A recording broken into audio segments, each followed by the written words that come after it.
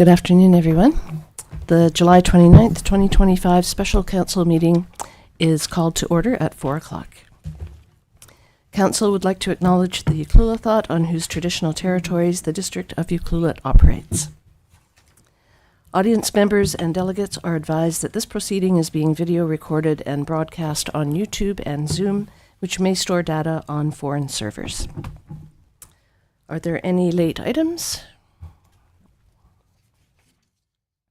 May I have a motion to adopt the July 29th, 2025 Special Council meeting agenda as presented? So moved. Whoa, tie. Okay. Ladies first. I'll second it. Okay. Councillor Horn, Councillor Mafty, all in favor? Any opposed? One abstained? That's in favor. Okay. Carried. Change the rules. We have one unfinished business item on the agenda. It is development permit for Lot 13 change, limited rock removal in buffer, and it will be presented by Bruce Gregg, Director of Community Planning.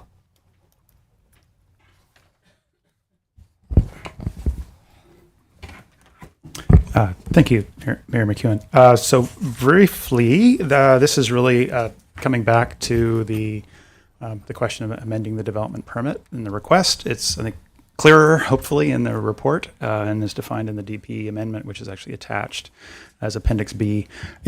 Basically, in a very small nutshell, the DP amendment is specific to permitting the removal of two identified chunks of rock and removal and the loose rock at the base of the existing rock face. That those bits are within the 8-meter buffer. It appears, or portions of it are, but are not going any further into touching the soil or roots of the what's sort of on top of the knoll. So no other regrading within the 8-meter buffer is permitted by the DP amendment, and nor is any further removal of plants or soil. And I would just also note Appendix B has the DP amendment attached to it. There's some conditions. One of the conditions, number 7, reads that the owner is to arrange a site meeting with the civil engineer, site foreman, and district staff before commencing the rock removal work authorized by this amendment. That meeting actually happened at 3 o'clock this afternoon, so that the engineer who's overseeing and sort of reporting on their activity and the foreman and the excavator operator are all well aware of where the blue dots are that are spray painted on the rock, and they know not to, that the interest is to take that and that only, and to not touch the forest floor above. So I'll just see if there's any questions beyond that. Thank you, Mr. Gregg. Questions from council? I see in the report that there is also to be a detailed plan for revegetating the disturbed area. Yes, through the mayor. The some of the discussion, it certainly came out, and it appears from our measurements that some of the excavation work to date did encroach within that. So a survey will be done to sort of pick up where is the edge, and any areas where it's less than 8 meters. Then we will look to see, okay, what within that area of buffer, what can be done to replant or to sort of thicken up the planting within those areas. And so that's something that we've discussed with the applicant, and that can be handled sort of part of the subdivision going forward before the subdivision is finally approved. Great, thank you. No other questions for staff? No? There is one recommendation if someone would like to move it. I would move that. Councillor Noel. The council approved the amendment to development permit DP 20-11 to allow limited rock removal within the vegetated buffer at the rear of the proposed lots 29 and 30, subject to the developer providing a survey and land to enhance the tree cover adjacent to any areas where the buffer has been encroached. I think it's plan, not land, but I'll give that to you. Okay, do I have a seconder? Second that. Councillor Anderson seconds. Any further discussion? Just chime in. I think at the last meeting we heard a lot of public input on the issue, and I personally feel that this sort of current iteration that we're voting on takes the input that we heard into consideration. I know that some people are still unhappy about it, but I just wanted to go on the record as saying that all of the concerns that I had going into it have been satisfied by the changes that proponents put forward. I think this really tightens it up, and I'm happy to vote in favor of it. Thank you, Councillor Mashti. It's great to have that oversight. Thank you, Mr. Gegg, for arranging the field survey. All right, so any further discussion? Seeing none, all in favor? None opposed, that carries. Thanks.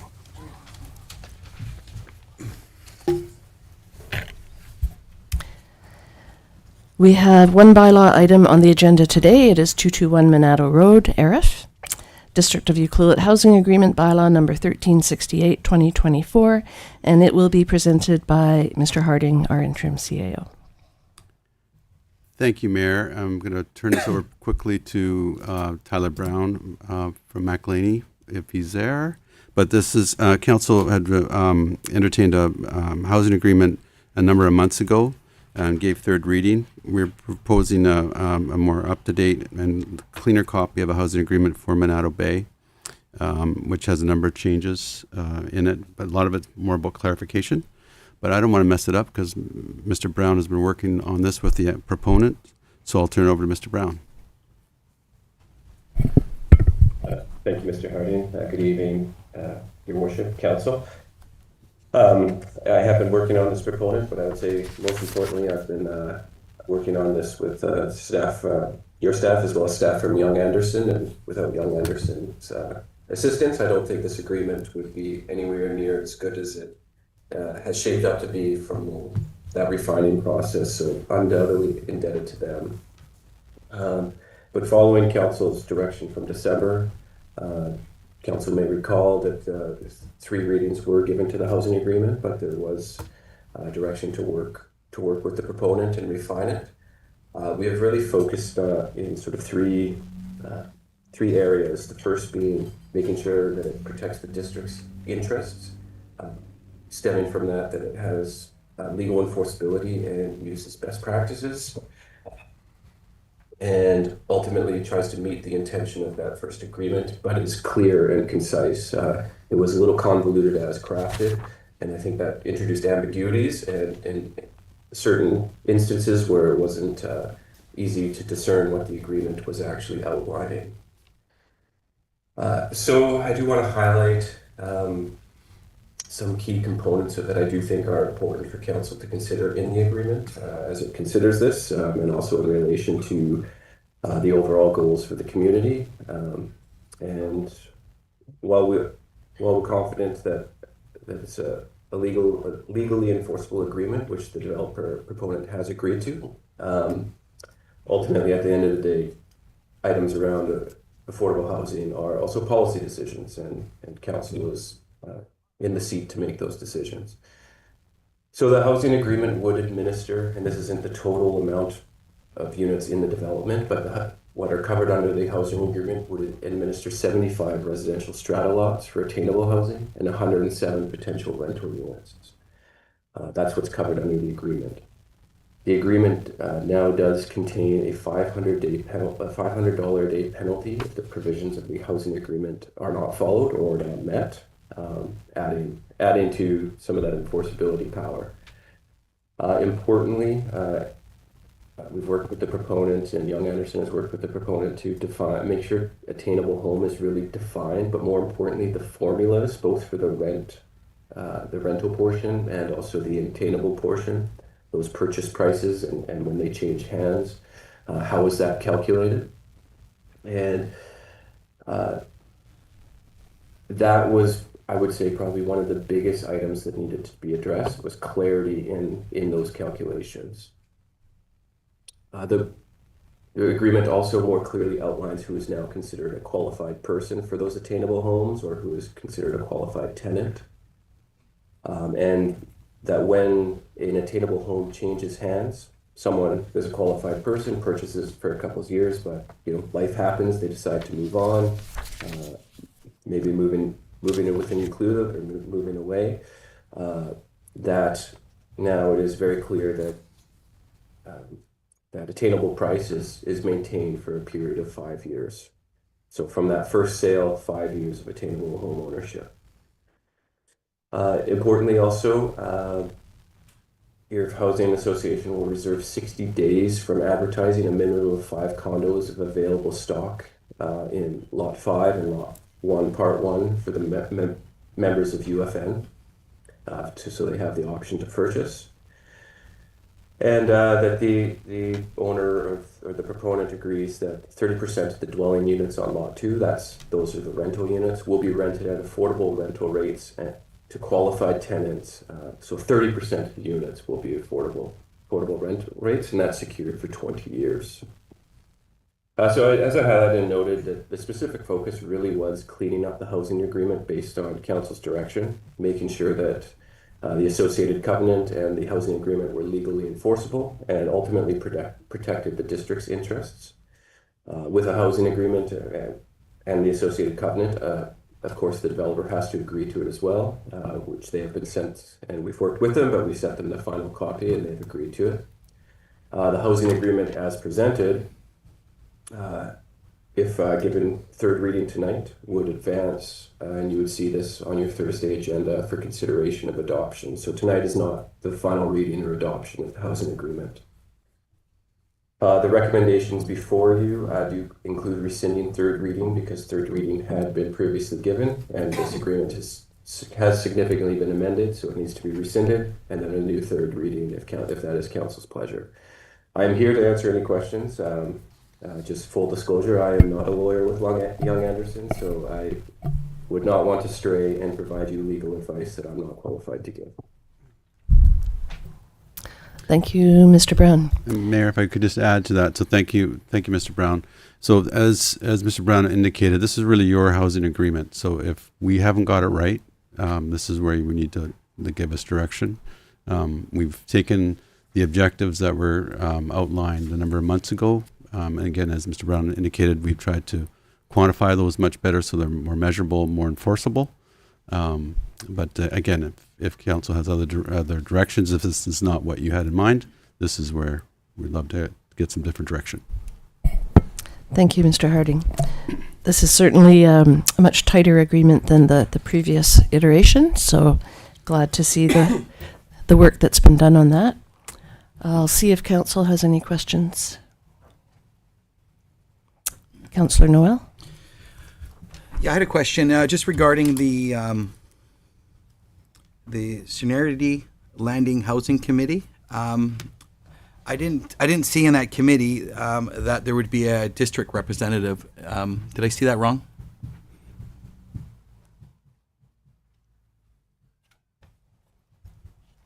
If I could just ask for clarity on which page of the agenda, just so we're... Oh, geez, it's just I don't have the page number. Just my little Coleman notes here.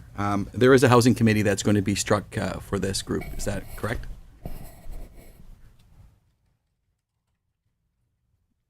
One moment, Your Worship. It is. I know we gave you a lot of content, and apologize for that. And undoubtedly, will pay for it now as I search.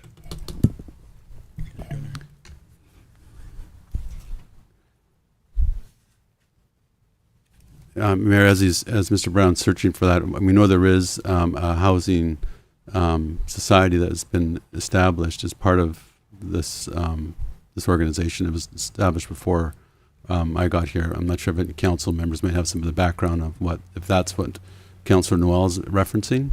Yes, I believe it is. Yeah. It was put together by ARIF with community members. I personally don't remember if there was a council member as part of that. And that was my only question. It's just I think it's a wonderful document. It was just the ability to have a district representative was my question, just to ensure some transparency and just so this table has some, if we have some questions for the group, we'd be able to have that direct access. Yeah, so the agreement itself doesn't outline the membership of the committee. So that would be, I think, appropriately probably a separate conversation of the membership of that, if that was council's pleasure. Yeah, I just don't recall the composition. I think there was a Chamber of Commerce person. There was Yeah, maybe Jody could shed some light if you want to just go to the microphone. Thanks. Yes, Mayor, as she's coming up, I believe it is a society, nonprofit society registered. And so they probably registered their structure, but it's something that could be requested. Hi everyone, Jodie Thompson, 1270 Peninsula. Yes, we do have ERIF Housing Association, which is a not-for-profit entity, and then we want to formulate Serenity Landing Housing Committee. So you're right, they're two separate things. The Housing Committee, the idea of that is for it to be community members from the area. We did invite for council or municipality to be part of that, and we welcome that, absolutely. We've got some interested parties that we've been speaking to as to who'd like to form that committee, and it's sort of a broad range of business owners and people from the community, but that's not finalised yet. So we would welcome, certainly, if you wanted to have municipality staff on that board, that'd be fantastic. Okay, great. Thanks for clarifying that. That's a good call. That's your only question? Okay. Anyone else? Councillor Hoare? Go ahead, Mark. I had a question about the 5 years. I remember at a meeting having a fairly lengthy discussion about the sort of 5-year moratorium on the sale price, and I don't recall coming to a conclusion. And what I recall hearing sort of informally from Mr. Hunt was that ARIF doesn't really care about how long a period the price of the home must remain, linked to the sale price, which is affordable or attainable. But there was a concern that it might, put an impediment in the way of people getting a mortgage approval or something like that. I raised some pretty strenuous objections to what I thought was a very short time period, and I don't recall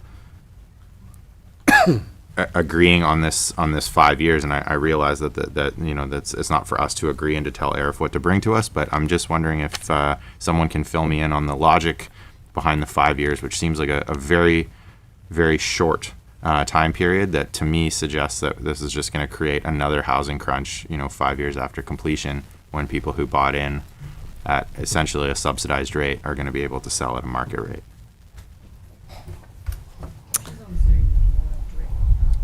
Your worship, I would say that this is an issue that does get raised with housing agreements elsewhere as well. It's finding that marker, the appropriate time frame. 5 years is often used as it prevents sort of that early flipping or picking up of a unit and selling it to take advantage of a swing in the market. It also, some arguments against it going too long term is that it may limit somebody's, part of the affordable housing does allow someone to build equity and eventually hopefully make the transition into market housing. And so if you limit it for too long, it might not necessarily allow that. Ultimately, that's a policy decision for council, and we're happy to follow direction. This is what was agreed to by the proponent through discussions with legal counsel. Mayor, if I could just add to that, so that's a great example of where does council want us to be at with this. I think ARIF, 5 years is one of those numbers, as Mr. Brown mentioned, is common, but so are other numbers.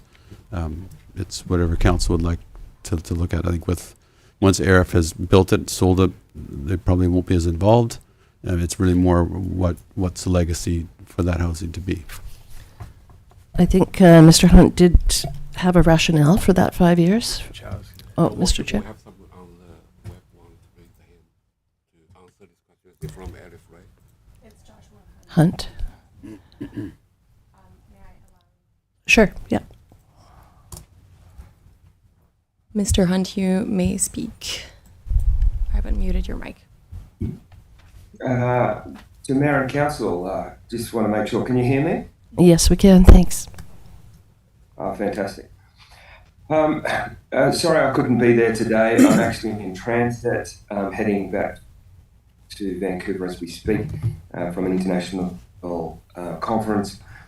The 5 years is very important to us because being in home ownership is more expensive than renting. Anybody in home ownership would realise that, and there's a line that we don't want to penalise the people that we're actually trying to help into home ownership.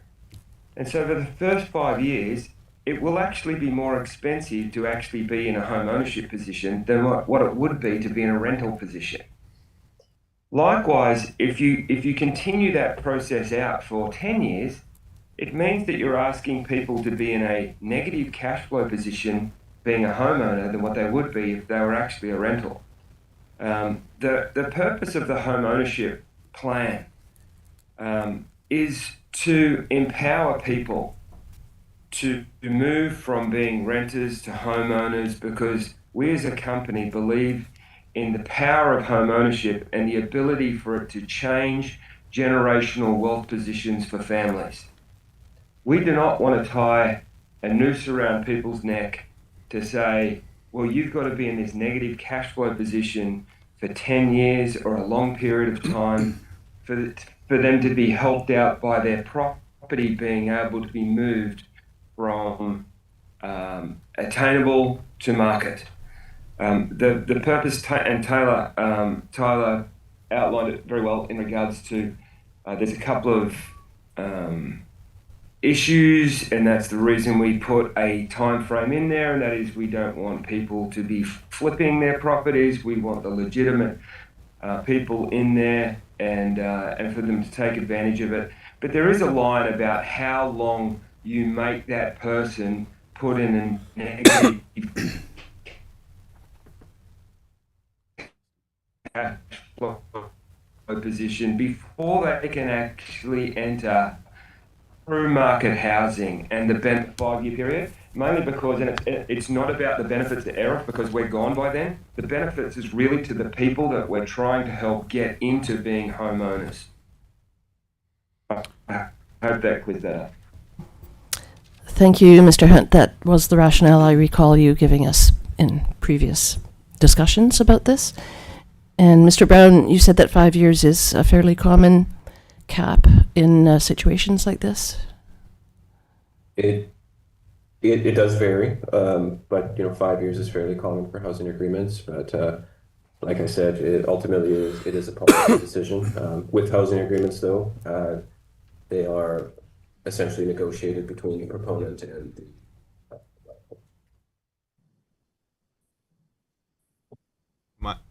Mike, if I can sort of respond, and I thank Mr. Hunt and Mr. Brown for the feedback.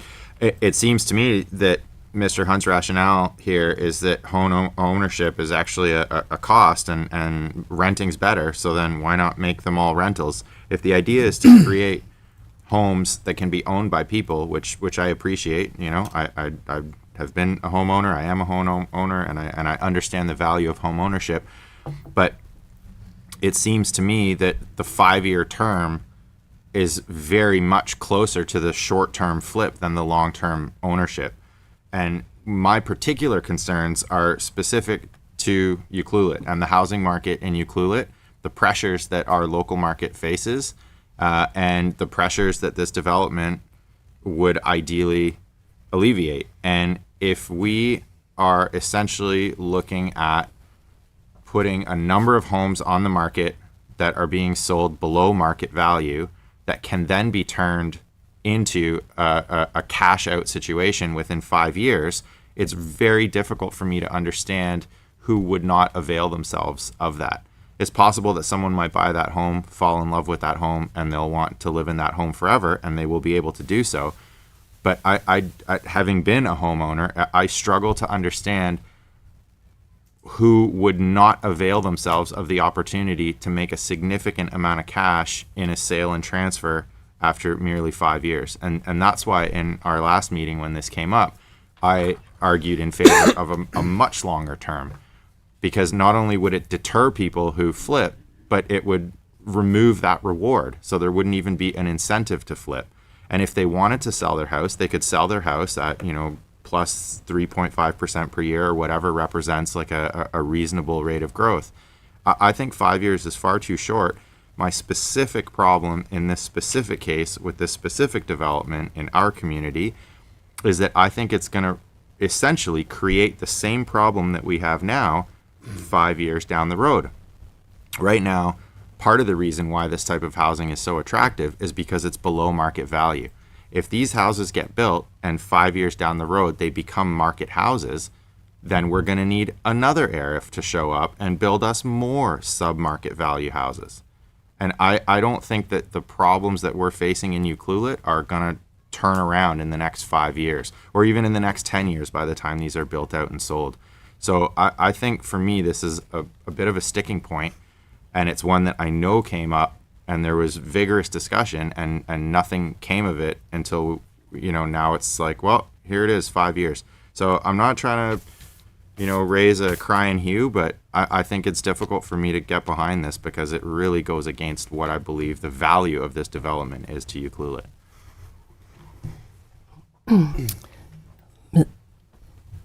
Mr. Hunt, are you still there? Yes, I'm still here. Did you want to respond to that? Yes, that would be great.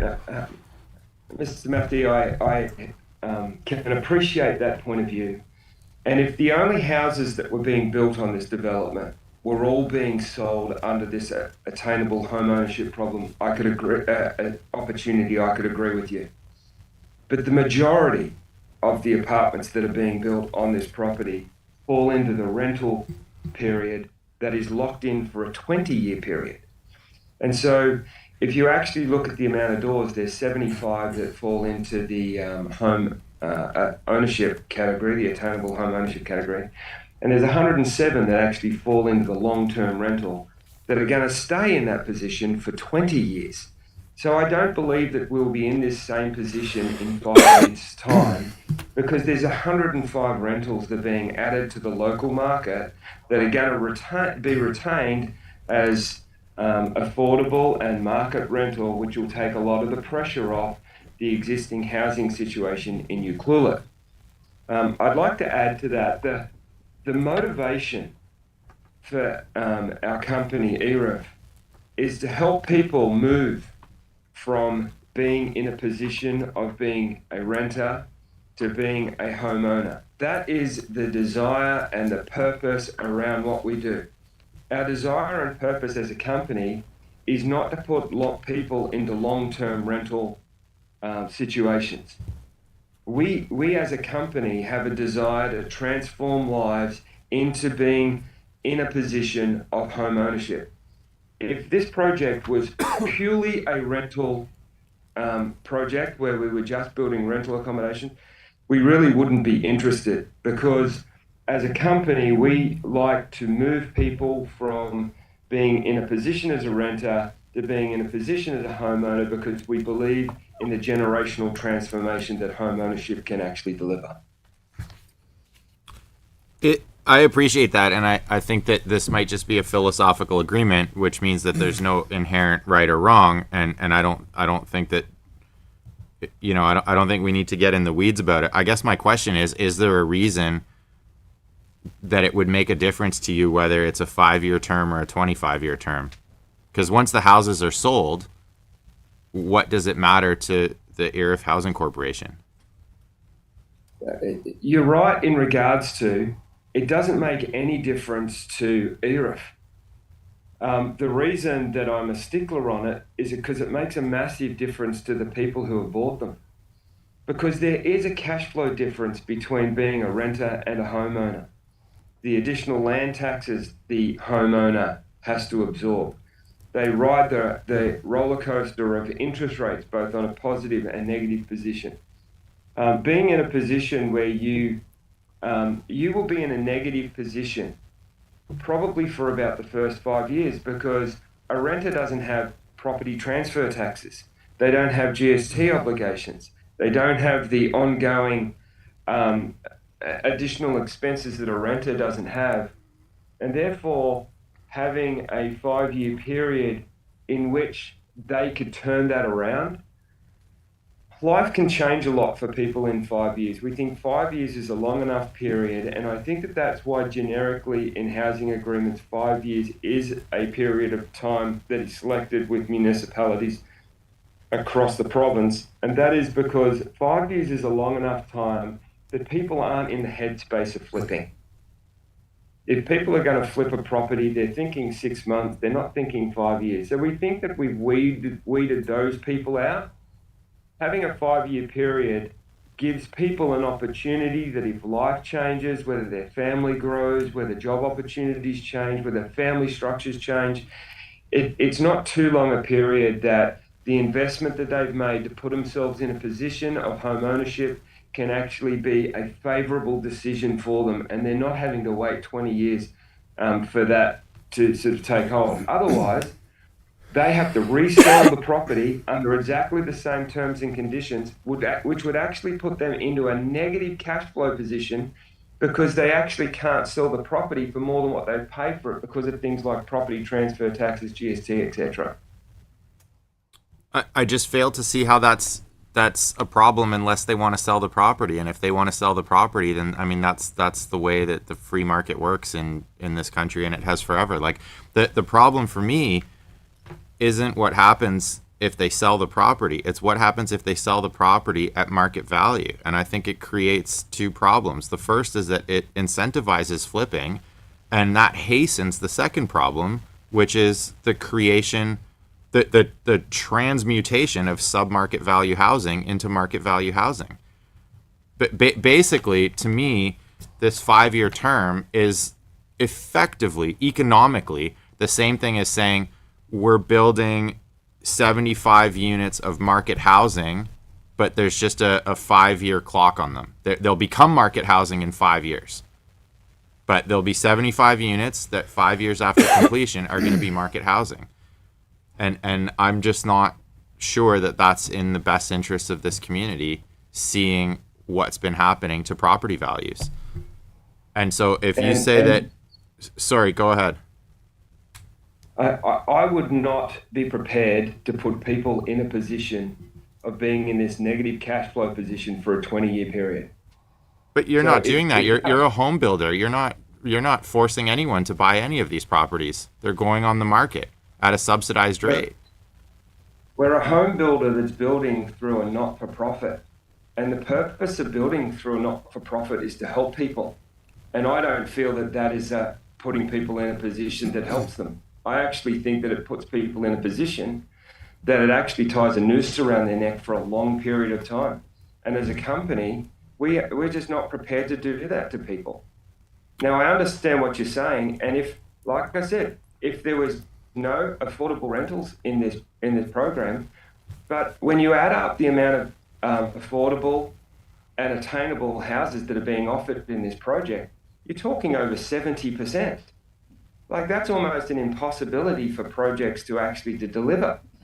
So to say that this is not actually helping the Ucula community with the housing problem that it's got, and it's just simply delaying it for 5 years, it's totally untrue in regards to the amount of affordable and market rentals that are going to remain in that position for the next 20 years.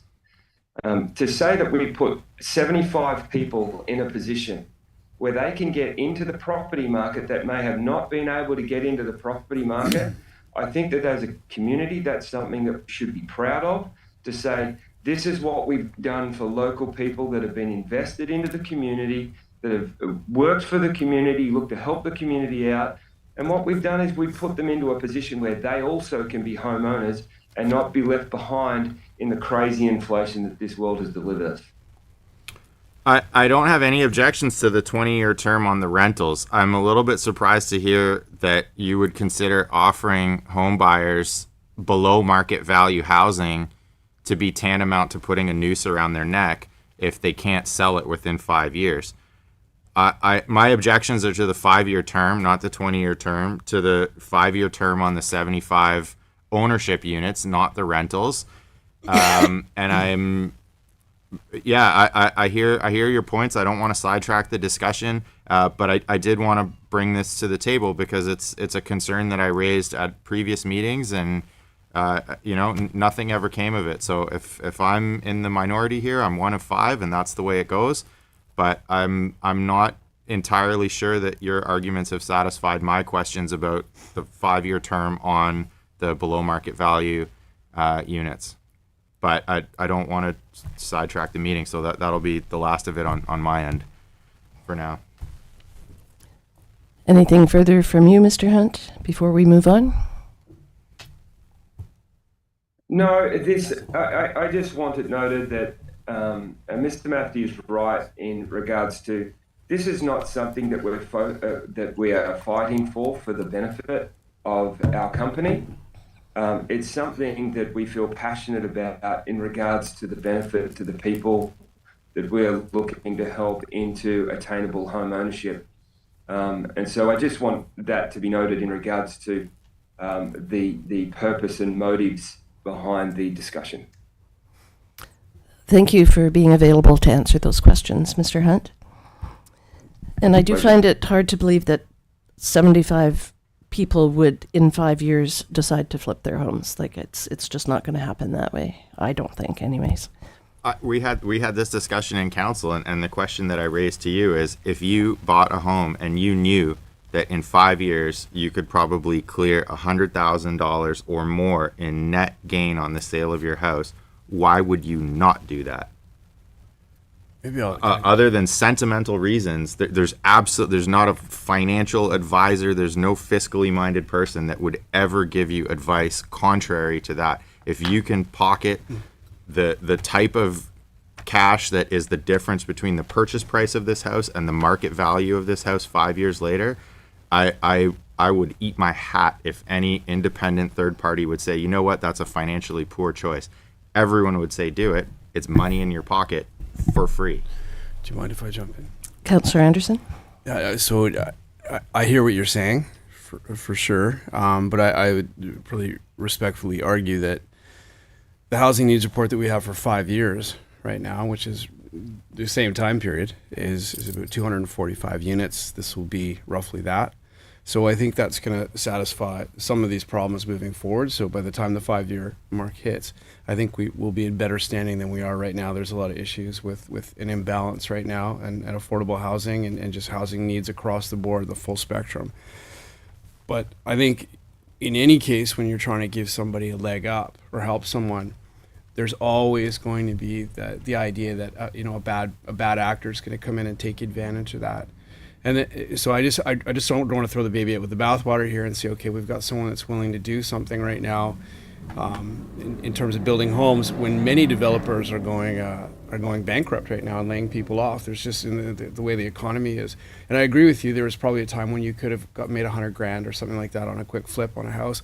I don't think we're in those days right now. And I don't know a crystal ball. I don't know how things are going to play out. But I think right now, even within this 5-year period, I can only imagine with the cost of closing fees and everything that I wouldn't see anyone really being incentivized to do it, especially in the foreseeable future. There was a time, I agree, when it was like that. So I feel kind of what you're saying there, but I'm really, I guess I'd be trepidatious that we're being hamstrung by the idea of a speculator, and I don't want to help Euclusians who want to get into their first home and preclude it because of what we think someone bad might do.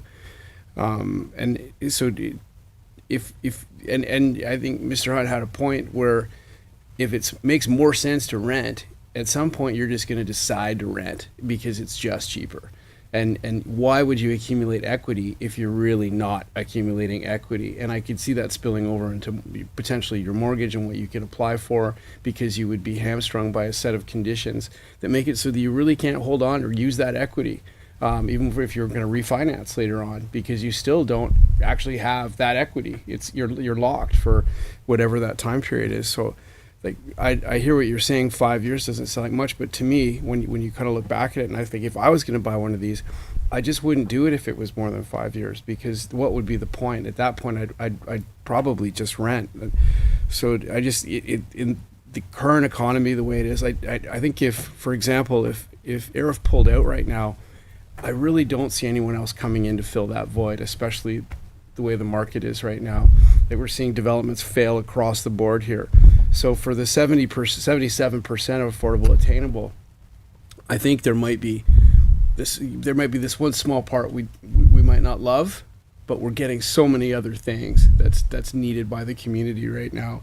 So yeah, I hear what you're saying, but I think it's one of those things where there's so much good on this that if there's one little small sticking point, it wouldn't be enough to hold me back on this. Yeah. Yeah, I agree that there's probably no right number. Maybe 5 is too low, 10 is too high. I don't know, but it sounds like 5 is a number that's being used in other municipalities for this type of development. Mr. Harding? Thank you, Mayor. I just want to say this is really valuable discussion, and I'm pleased that Council's having this discussion because this is what we need to have. The community needs to hear it also, that you're working through this. And one thing I would say is I never heard Arif say that they would pull out. This is what they believe is the 5 years. It's still, at the end of the day, it's Council. If you want to recommend something else, you can recommend something else, and we'll go back to the proponent and work with them on that. I think Mr. Brown also has a couple of ideas or some thoughts to add. Thank you. Mr. Brown? Yeah, thanks, Mr. Harding. I don't know if they're ideas, but rather just comments. Well, obviously, the local market, each local market has its uniqueness, and I understand there's a lot of pressure in the one that you're facing. I just want to bring forward that this is one property, and housing agreements are one tool in affordable housing conversations. They undoubtedly are imperfect and can't capture all scenarios, nor can they solve affordable housing crisis in any one community on their own. Ultimately, I'm not arguing for 5 years or against it. That's not my role, nor my position. But I do think there is some considerations around the term, and that can be as simple as what does that mean for whether someone wishes to make improvements to the property or not. Too long of a term can discourage any sort of improvements because you can't realize that value outside of the original price. Also, it's not the only mechanism or not the only reason for a housing agreement, but ultimately they are about creating an avenue for someone to enter into housing, and whether that's rent or whether that's purchase, not necessarily keep a certain housing unit in perpetuity as affordable. It's to allow an opportunity at a given time for someone to enter the market. I just provide those as sort of additional context because I know sometimes these conversations do happen elsewhere, and they're always against the backdrop of people with real needs in the community, and undoubtedly we want to solve it all at once for everybody, but we are limited in our tools, and housing agreement is simply one of those tools. Thank you. Thanks for your thoughts. Councillor Noel? Oh, did you have your hand up? Yep. Oh, Councillor Hoare, sorry. That's okay. I actually concur with Councillor Mafti on the 5 years. I do think it's too short.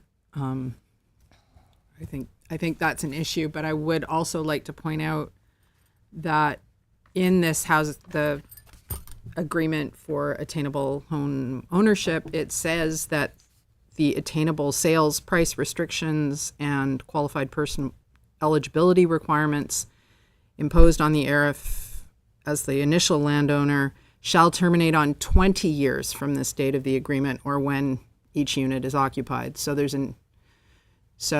is that an inconsistency between the 5 years and the 20 years? It's two different dates, two different pages of the same part of the agreement. I'm confused.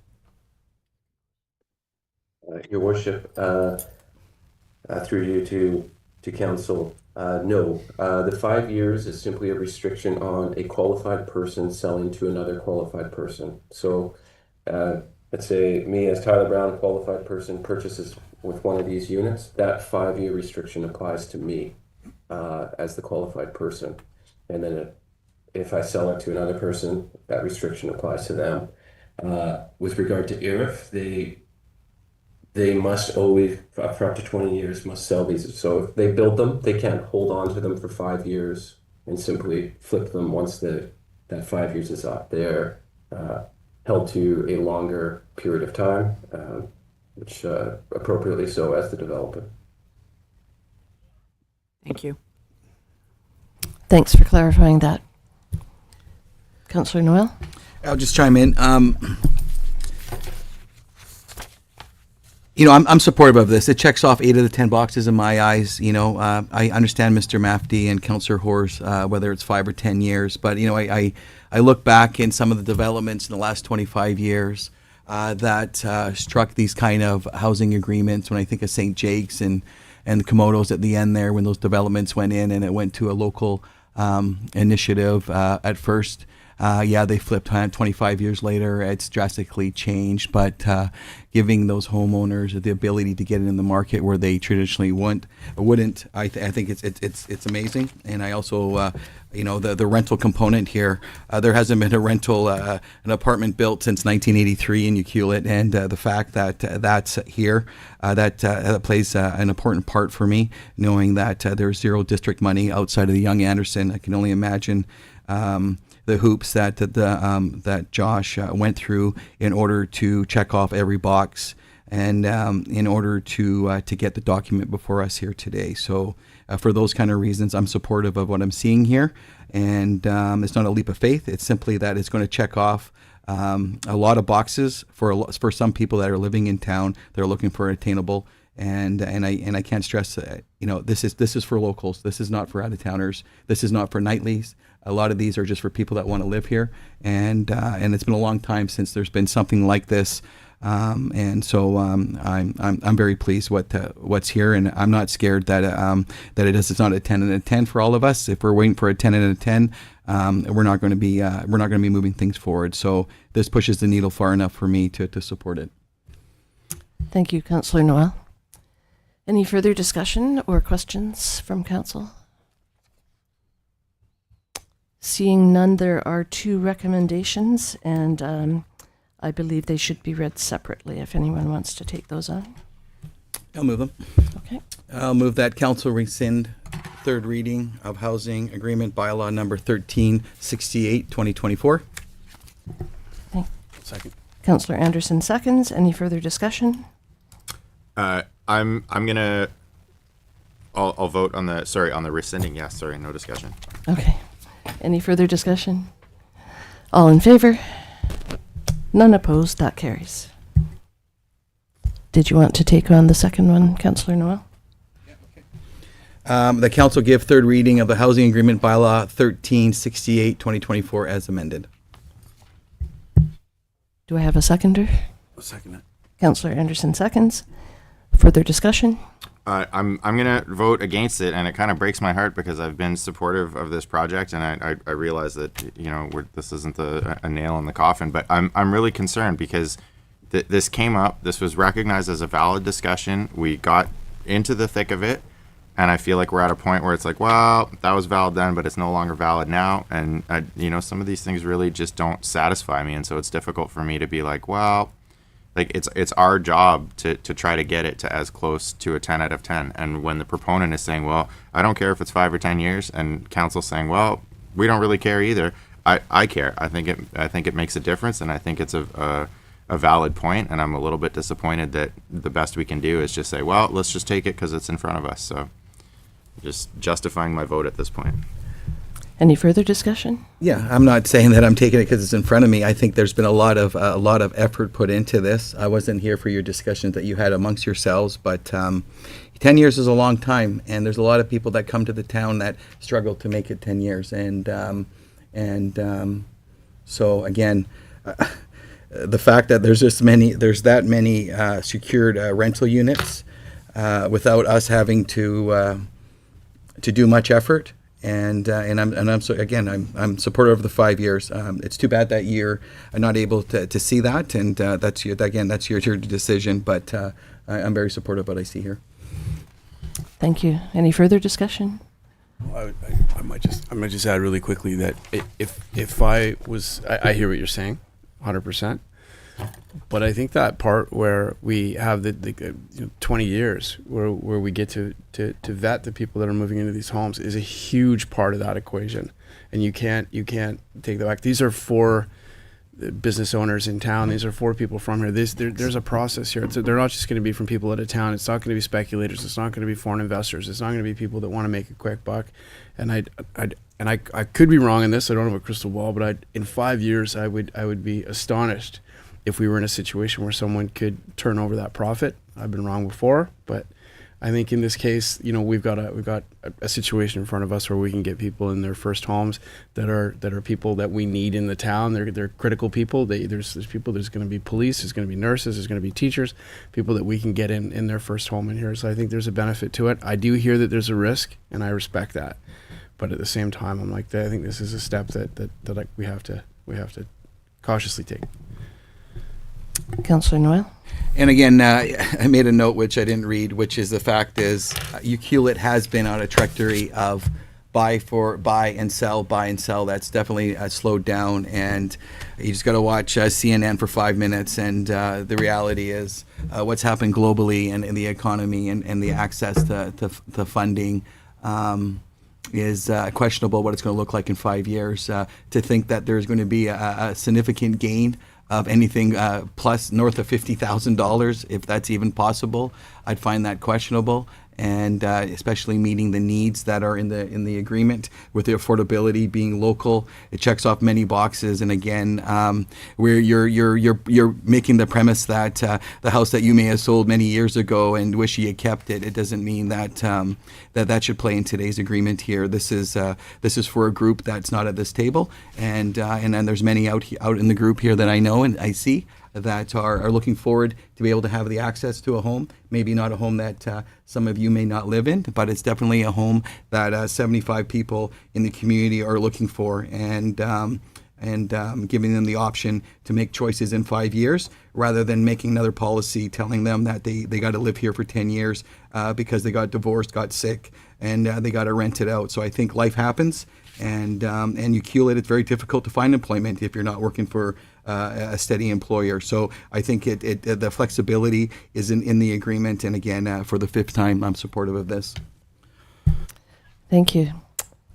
Any further comments before we call the question?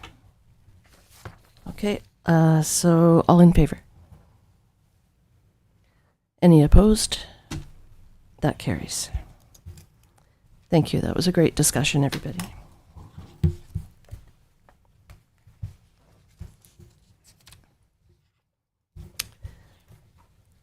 Okay, we're moving on to information items.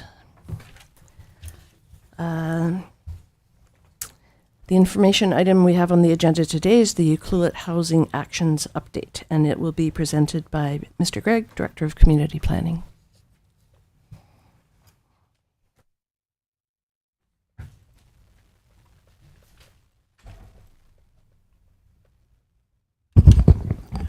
Thank you. I'll just share my screen here.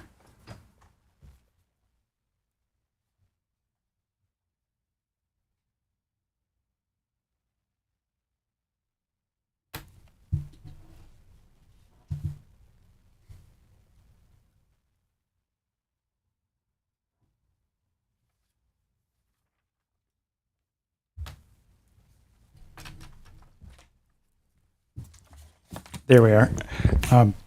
Through the mayor, there are 3 reports related to housing that are on your agenda, and this is the first one. It's an information item. I'll acknowledge there's some overlap between some of the items in those reports, and hopefully at the end of this, things will be clearer and not more confused.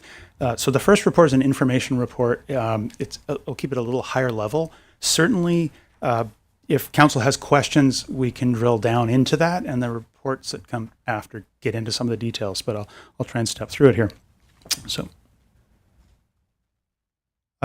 This first report is a bit of just sort of an update on some things that are happening or that we're working on.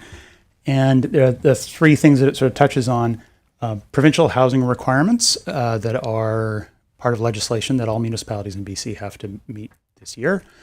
As well as the second item is the CMHC, the Housing Accelerator Fund, or the HAF grant. There's a number of initiatives that we are working on, and I'll sort of cover the status of those. And there's some overlap between those. And then also the report talks about a couple of projects around housing on community-owned land and the opportunities, and there's a sort of bit of a status update. So the first, the provincial requirements. There was this year is the second step. The first part was last fall. We updated our housing needs report, which is a requirement. It was following this provincial tool that projects how many units would be there. So essentially, they provided the numbers. The result of that is that the 5-year housing capacity that was modeled there is 245 units, and the 20-year housing capacity is 794 units total. So the requirement this year going forward is to show that we have the zoned capacity by the end of the year. This whole provincial program is to ensure that municipalities have enough pre-zoned land to satisfy broadly what are going to be the housing needs without having the need for landowners and developers to have to necessarily come forward and ask for rezoning for every bit of housing to happen. So have enough supply there of zoned land. And I'd note that there may be some confusion. This is not a building permit quota. And so some municipalities, urban municipalities, have been given a target for building permits each year. And that is a different thing. This is really the exercise that we need to do before the end of this year, is to ensure that we have enough zone capacity. And there was a bit of a analysis that we did in the fall that says Euclid is not in a bad place. We don't have to do major upheaval of our zoning or OCP necessarily to show that, but there's a bit of work to do this fall going forward. And then the second piece, and I should say, if there are questions, by all means, feel free to ask them, because that's why we're here to try and clarify. And I will get in the next report that's on your agenda has a little more detail into these pieces. So the second one that's covered in this information report is the CMHC Housing Accelerator Fund initiatives. So this grant, Euclid, it's a 4-year program. We're in year 2, so it's $2.1 million overall. So we've received the first 2 years of funding. And so most of that is in the 5-year financial plan and budget, are earmarked for infrastructure, renewal projects, so capital projects. Because there's really the program, I'll back up and say at a high level, the HAF program was really a grant which was creating incentives for municipalities to update and change and streamline your regulations, and sort of a carrot and stick kind of approach. We'll add incentives by, here's a bunch of cash for municipalities to create more housing supply and really streamline their regulations. So that would be the legacy. The carry through is that your zoning and your regulatory environment is a lot more streamlined. And so the tasks that we would had to put forward in order to get the grant was under 5 initiatives, and then there was 20 tasks to do. Then the funding part, unlike most grants, are really focused on what are you going to do with the money. There's a lot of flexibility in what municipalities can do with the cash. And so, given that Euclid has some needs for updating and renewing infrastructure, that's where council's earmarked in the, potentially in the 5-year financial plan to help with those. So of those 5 initiatives, they're listed there: streamlining permitting, realigning regulations to match housing needs, creating housing incentives, aligning infrastructure priorities with community goals for new housing, and working with some regional entities to develop affordable housing. Those are sort of the 5 categories. There's 20 tasks underneath that. 13 of those are complete, and sort of cover those in the report. And the next reporting period is January. So we have some work to do this fall as well. And this is where there's some overlap between the provincial requirements that I mentioned a minute ago and some of the initiatives that we'd be working on with the CMHC program.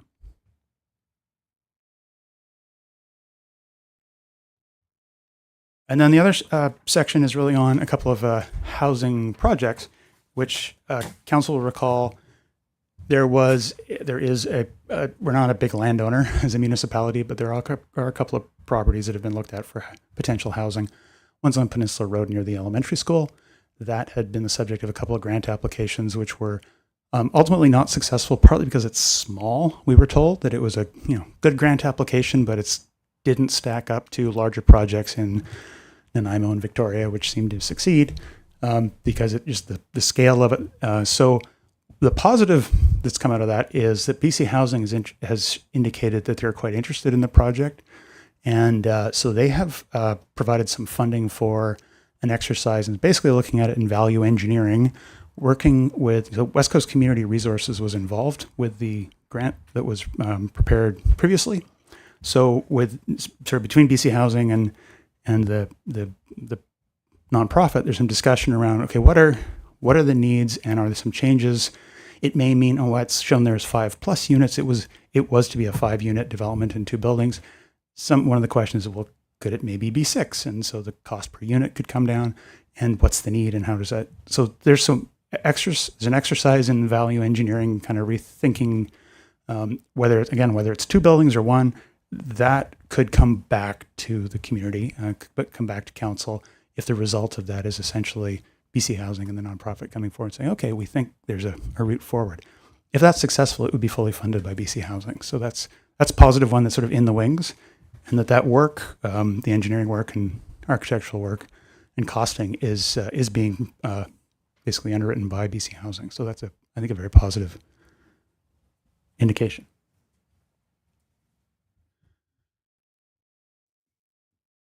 Councillor Noel? I just have a question regarding the comment that the grants that you applied for in the comments where it was smaller scale. Now, were that grants through BC Housing that you had done? Through the merit, there were 2 grants we went after. One was the Rapid Housing Initiative, which was federal. It was through CMHC, and the other one was a Community Housing Fund grant, which is through BC Housing. And the feedback we got was, you have all the pieces there. It's a shovel-ready, great project, but it was essentially, at the time, very highly subscribed. One of the comments was, if you weren't on Vancouver Island, because they're regional pools of money, if you'd been in the interior or elsewhere, you would have been funded.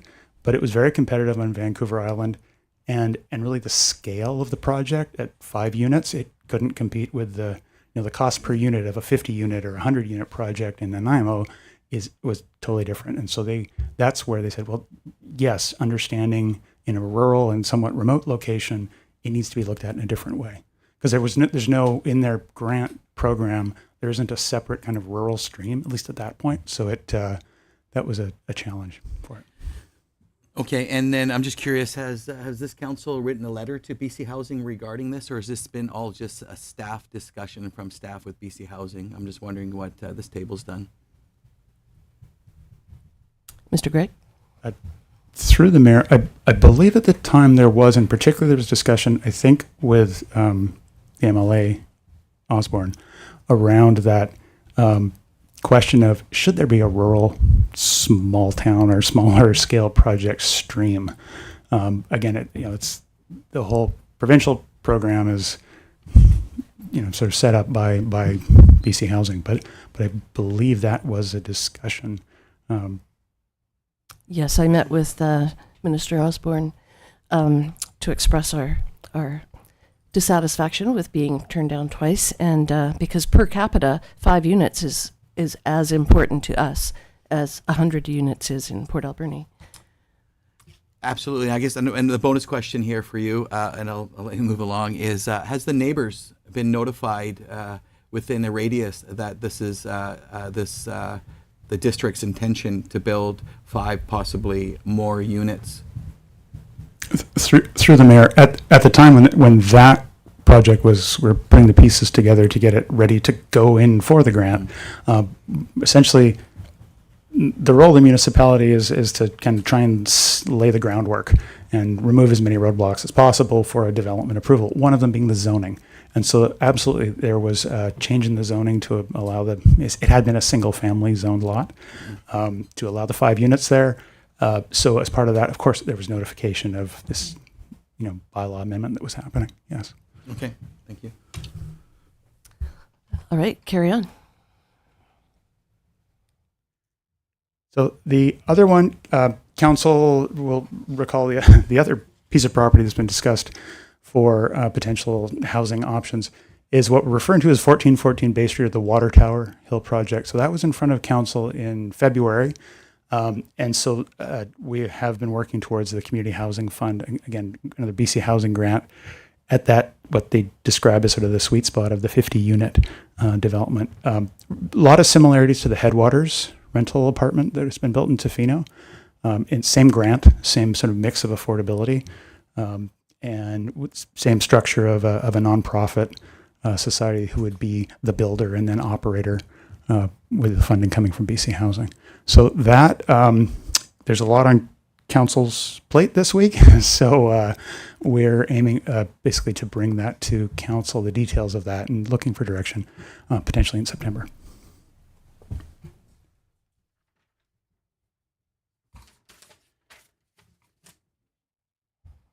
Councillor Noel?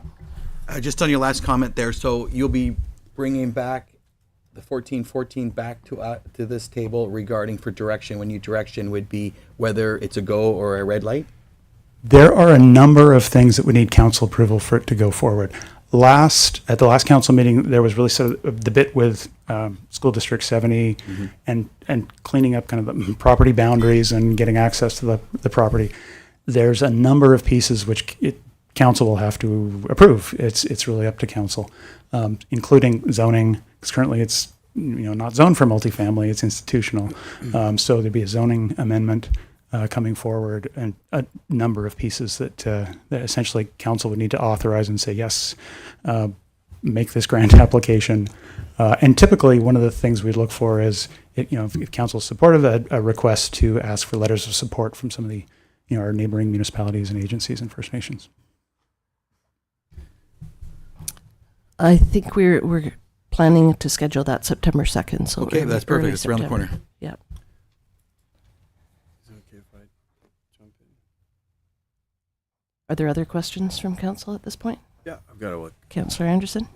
I guess there's a couple of parts, and we're probably going to bring this up later on during the meeting, so I'm not going to go too far into it. But two of the issues that I had with the report were like, and I believe Mr. Harding, you pointed it out as well. I think it's conflated what the provincial requirements and the legislated requirements are going to be with the Housing Accelerator Fund requirements. So they were kind of mixed together, and there's a recommendation from the CAO that perhaps we have a workshop or a special meeting to clarify and update some of these things, and more importantly, figure out what the priorities of council are, and looking at those, because what sort of leads me to the second part was, I remember when we originally looked at the HAF funding requirements, and I remember specifically our previous CAO saying, and I think we talked about this, we said, are we beholden to these? Like when we write these and we check these boxes off, when we apply for the HAF grant, these are more of a list of aspirational options, and we definitely weren't obligated to action them. And so we actually had a pretty specific example with one of the things on the list, where it said that before anyone could have a short-term rental, they would have to have a long-term rental. And we took exception to that specifically. We said we're not going to do this if this is what this means. And then we said this, we don't agree to that. And so, but now lo and behold, it's back as an action item, and it's later on in the agenda. So I'm not sure how that ended up coming back, but I think. I'm not going to get long-winded about this, but I just think if it's $2 million, and that's great, but I don't think that our policies of council should be determined by like a nice-to-have list for a grant. So I don't think a grant should dictate what council should be forced to do here. And I think we need to establish those priorities. So I agree that a workshop would be helpful to try and figure out what the difference is between these legislated things that we have to do and these HAF requirements, and I don't think they are necessarily requirements. Maybe you could hop in on that one, Mr. Harding. And I can recall that discussion at the council table, and we were definitely told that we didn't have to do every single item on that list. But I don't know if there's a magic percentage of items that we should accomplish to get the money, because it's given to us in 4 stages, right? Mr. Gregg? Yes, Mayor McEwen, it's a 4-year funding agreement. So it's just over $2 million. So the last 2 years, we've received a little over $500,000 towards it. The list of items that are in there was, council saw that before we entered into the funding agreement. The funding agreement itself lists them, and that was, part of that discussion. And it absolutely does not fetter the decisions of council. Council, you debate and vote, and that is up to council's, decisions on each of these items.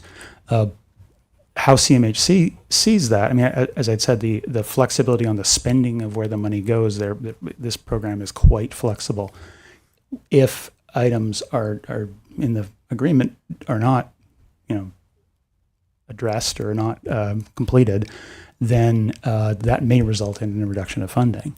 It likely will. You see that in other communities. So if there are things, and this is the information report, we're trying to keep it a high level. I think we do sort of cover it into the details to hopefully make it clear as we get through the next 2 reports, that if there's part of why we're bringing this forward is to see if there are things that there is a change and council is not interested in doing that, then it would be great to understand what the concern is, and if there's an alternative, because there's a conversation that needs to happen with CMHC to see if under those broader headings or initiatives, if something is not fitting, is there something else that does fit? I think that's really the intention, because ultimately, council is not, again, fettered in the decisions that you make.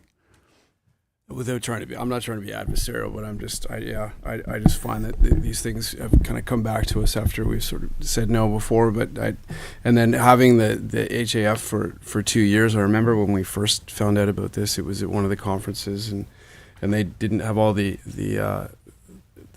details ironed out at that time. But it was my understanding that this was going to be something that you could really get affordable housing up and running quite quickly, because it was so loose in what you could do with it. Whether it was infrastructure, things you couldn't usually do with grants. And with all due respect, I just find we've had this for 2 years and I haven't seen anything happen. And there's a list here of policy and procedure, but I don't see any outcomes. And I just find, just personally, I'd rather give that money back if we're going to be, stuck with policies that just hamstring the community, and it's something that isn't in line with council. That's my comment on that. So it sounds like we can make decisions on each of these policies. So it's not a complete package that we just say, yes, do it all. I did notice that they've been put with dates on them for in the action item in the list right there. So I thought it was just interesting how we said absolutely no to something, and now it's back with a date and a highlight. So I think that's coming up in a report. Great. A little bit later. Okay, I'll wait for that. Can I just one more comment? Councillor North? Just Mr. Gregg made the comment, and I'm going to encourage a couple other councillors here. I think what I heard from Mr. Gregg say, this is the opportunity to kind of set your pulse of what you think should be in there, what you like and don't like. Because you did say that, I was going to make a couple more points, Mr. Gregg. The district-led five unit, which you could say could turn into a 10 unit. I'm very 100% supportive, and I think this table needs to be sending letters out and shaking a few trees. I also support zoning needs to, in residential areas, we need a higher heights need to be moved to 32 feet, which we're allowed to, and increase density. We need to emphasize zoning that allows families, tradespeople, and working locals to stay and grow in place. I believe that the last motion that we did on the housing agreement does a lot of that. I'm disappointed too with the Housing Accelerator Fund that's been in the district's bank account for 2 years, and we're 4 months away from the deadline, and we're just having a meeting on September 2nd about that. I think there's been enough time, so I'm not going to miss my words that I'm disappointed that we're actually running around trying to fill it in at the last moment in order to jeopardize $2 million to this community, because that's not chicken feed here. We need that money, and I believe that we've had more than enough time to move things along, like the DCC bylaw review. That's well over 5 years. And the deliverables are incomplete, and we're just given these timelines, which I think are false. I'm not supportive of the short-term rental policy regarding eligibility for long-term rental requirements. That if you want a short-term rental, if you live in a home, that you need to have the caveat of having a long-term rental in order to do a short-term rental. I see the short-term rental flexibility as a survival tool for locals, not a housing crisis scapegoat. I think we're hearing a little bit too much of that. It's getting a little bit old. And don't punish locals who live here and are trying to make ends meet. And I too support the CEO suggestion regarding a special housing workshop. I hope we can dive into this a little bit more. And I'll say it again, I'm not supportive of staff's time working towards a 50 unit at 1414 Bay Street. I think that for us to get a big win for that housing accelerator fund should be the planning department's focus, not deciding if we're going to be putting 50 homes on top of a rock knoll. There will be other grant opportunities. They always come and go. As we know, I said earlier, the economy is not doing very well. So I think with what we have before us, we have a full plate. And distracting and being hopeful that we're going to put a grant in to be successful to put 50 homes up there when we have developers in the area trying to work with us to give us homes, I believe is an important thing. So those are my few points. Thank you, Councillor Noel. So this report is for information only, correct, Mr. Gregg? There's no decisions that we need to make with this one. Yes, Mayor McEwen, it was intended to have, here's some background. There is some interplay and overlap between the different programs. So like, okay, we'll try and keep it clearer by having it in, here's the information piece, and then the other two reports are getting into some specifics and looking for some direction from council. So I'm happy to keep going into the details if council wishes. Okay, so that is, that's your Ucluelet Housing Actions update. That concludes that report. We can certainly move on, yes. Unless there are other questions from councillors. Nope. I too would like to see some sort of a special meeting or workshop about what our legislative requirements are compared to what's on the HAF grant application, all those 20 things under 5 categories. We absolutely. I just say we want to make sure that all the questions are answered and council's clear on the different requirements as we move forward. Perfect. Thank you, Mr. Harding. You'll arrange something like that. Thank you, Mayor. I was going to wait till after some of these reports to comment, but as you see, there's a lot of things trying to be achieved, and now we are definitely in a time crunch for some of these objectives. That's why I think it's important for us to not pause, but just make sure we have sessions with council. And I think, and Mr. Gregg can confirm on the legislative requirements, I think the district's doing quite well with that. On the HAF, one of the things we could do is have a workshop and even bring in the funder as part of that workshop so we can ask directly to HF if they're open to that, which I don't see why they wouldn't be. So council can have some direct conversation with them on what the flexibility of that program is, which is it is a very interesting program, but what does council have to do or not do? And as been already mentioned, a grant can't fetter council's decision on policy. So perfect. That would be great. And part of the impetus for this is that every municipality in BC has to update its OCP bylaw and zoning bylaw before December 31st this year. That is correct, and that's why where the overlap is that there are some common things between that and some of the things we're starting under the HAF program. So I was hoping to make that clearer because there's some efficiency in where it really overlaps is for the public engagement and information on what are the changes, because whether it's a bylaw here or a policy, and whether it's because of provincial or federal grant, it's really how does this land and how does it affect your property or your neighbor's property and what you can build. that's I think where people are going to be most engaged, and that's where there's some common commonality and overlap between the two. Right. Perfect. Thank you.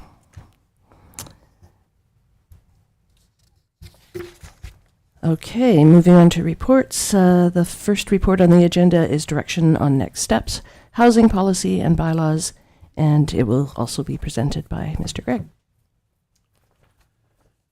Thank you. And if I could share my screen again.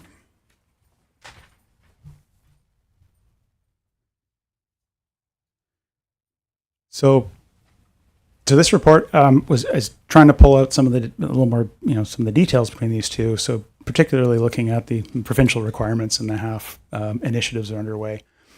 We do have work to do before the end of the year, as you mentioned, as the mayor had mentioned, and really where there's some overlap is parts of it would mean amending the official community plan bylaw and the zoning bylaw. So in terms of like engagement and public information and input, it can kind of make some sense to do those in parallel.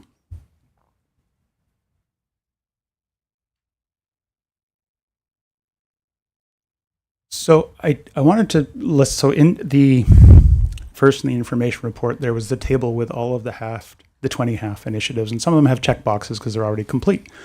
And the ones that are have a timeline, those dates are really, those are what were in the housing, the funding agreements. So we're highlighting them so council is aware and why, it makes some sense. The interest was to get these things done. It's very front loaded in that the first 2 years of the program, it's trying to incentivize communities to make changes to their regulations. So I can talk a bit and provide a little example of what this might actually mean in sort of tangible terms of what those initiatives are that are either underway and ongoing or need to be completed according to the current agreement before the end of the year in parallel with that provincial work. And so the first one is to adopt streamlined terms of reference for environmental DP studies. That's something that was identified in, or a component of that was identified in the OCP bylaw. There is some work that was done. The Clackamat Biosphere Trust helped with holding a workshop in the spring with a number of biologists and really sort of looking at how, in particular, in a rainforest environment, are wetland delineations done. There is no provincial playbook for that, so there's some inconsistency on how that's done. So having some West Coast specific terms of reference would be a tool so that basically the rules of the game are known by everybody going in, and so that that's something where the province has started to develop a guidebook for doing that work, but it hasn't been completed. So this would be in discussion with Tofino, really a tool that could clarify and streamline the regulations. So that's one piece. The second, the adopting streamlined form and character development permit area guidelines. That would be an exercise in looking what are our DP guidelines and seeing if there's some of that can be, is what is effective, what is really of greatest interest to the community and to council, and what could be removed to sort of streamline, because the guidelines that are in the OCP, they're not perfect. They're an evolution from what the guidelines were established in the 2011 OCP. And one piece of that I think that is worth noting is that there's been discussion, particularly on the provincial level, around single-family homes, which is the largest area of land within Ucluelet, the single-family properties. We've already made changes to, essentially they allow a house, a secondary suite, and an ADU. So it's not just a single family. Now there's a lot of discussion around the small-scale multi-unit housing. That may be something Ucluelet wants to look at. And one of the things around the development permit guidelines is it applies to multifamily residential. The recommendation from the province is if you're talking about a fourplex or a sixplex on a corner lot or a large lot, those could be exempted from having to get a development permit around form and characters, because the buildings, in terms of scale and mass, are really the same sort of scale as a single family home in many cases. So really it may be like, okay, let's streamline and take some of the regulation out of those kinds of developments. So that's that piece of the exercise. And if there are questions about these as I go through, by all means, I'd be happy to answer them. The 2.2, which is applying rental-only zoning to existing and future rental housing developments, that what that may mean is, and we do have some rental properties in town, that could be starting with publicly owned land that is used for housing. So things that we have Parks Canada, RCMP, school district, if we are successful in getting some grant applications to build housing that, leased on Euclid-owned land, those kinds of things, it would really be a matter of having, zoning in place that say, this is not just zoned for multifamily, but for rental multifamily. That's a new tool that local governments have. So that's one of the boxes that could be checked as part of this program. And then the pre-zoning appropriate lands for multifamily housing. That is where you have this sort of direct overlap between the provincial housing requirements and what we said would be tasks under the HAF initiatives, if you will. We have land already that is designated in our official community plan as multifamily. It hasn't been zoned for multifamily. It's got zoning that's been in place for 30 plus years for single family. The example that comes to mind is there's an area of land in the OCP. There's homes that have double frontage on Matterson, just up the block from the UCC here, where the homes that back onto U Street, where there's sort of double street frontage. That area is shown as multifamily designation in the OCP, in the long range land use plan. It's anticipated that may evolve into multifamily housing. As the province is looking at incentives, and so CMHC, around like pre-zoning land where that doesn't need to be just zoned for single family. It could be updated to include townhouses or small scale multi-unit, that sort of thing. The next one was adopting bylaw amendments to further prioritize housing over short-term vacation rental uses. That I think is covered, and we'll touch on the next report, which I sense is popular, but it's being brought back because it is on the list of things we have to report out on according to that funding agreement. And so we want to have that discussion with council. If that's not something that's supported, then we should be talking to CMHC about those. So the last two, the updating the subdivision development servicing standards, that's one that our current bylaw dates back to 1989. That's underway. So it'd be civil engineering and landscape architect. So that one is a very similar process with the DCCs, which is underway, and council saw a report on that, I believe, at our last meeting. And there's some, notification went out through the district around some public engagement on that's happening this month as well. So those are underway, but again, on track to finish those before the end of the year. Any questions on those initiatives? I do have one about the terms of reference for environmental DP studies. It's the municipality, it's the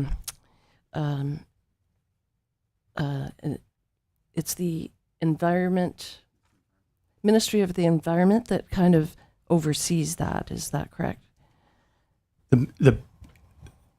Yes, that the Ministry of Environment, we understand, is in the process of developing basically the guidebook for doing wetland delineation throughout BC, and that they would have some regional pieces, because what works up north or in the Soyuz is very different than what works in Euclid. And so currently biologists, if there's a reference, it's U.S. Army Corps of Engineers, Oregon State. It's, there's pieces that are used, but there's no consistency there. This is really about saying, okay, if you're working with Tofino and other agencies on the West Coast, that would be a tool that would clarify and get consistency for all. Like, okay, here's what works in this very wet environment. So the Ministry of the Environment is okay with us adopting terms of reference for this? They're helping develop them. And there may be a day in the future where the province finishes, here's the guidebook and here's the West Coast chapter that is used, and this is no longer necessary. But it is something that has been an issue and inconsistent. And so that's one of the things that, again, had been discussed as both in the OCP, but also going after that HAF grant. Here's a task that could be part of this. Great, thank you. Any questions from council? On that note, I've got a couple notes here. I was gonna save them to the end, but on that note, and I don't want to sound pessimistic and I don't want to be a downer, but it seems to me that that's that's a like a tertiary priority at best, and what I've heard consistently is that the planning department has a lot on their plate.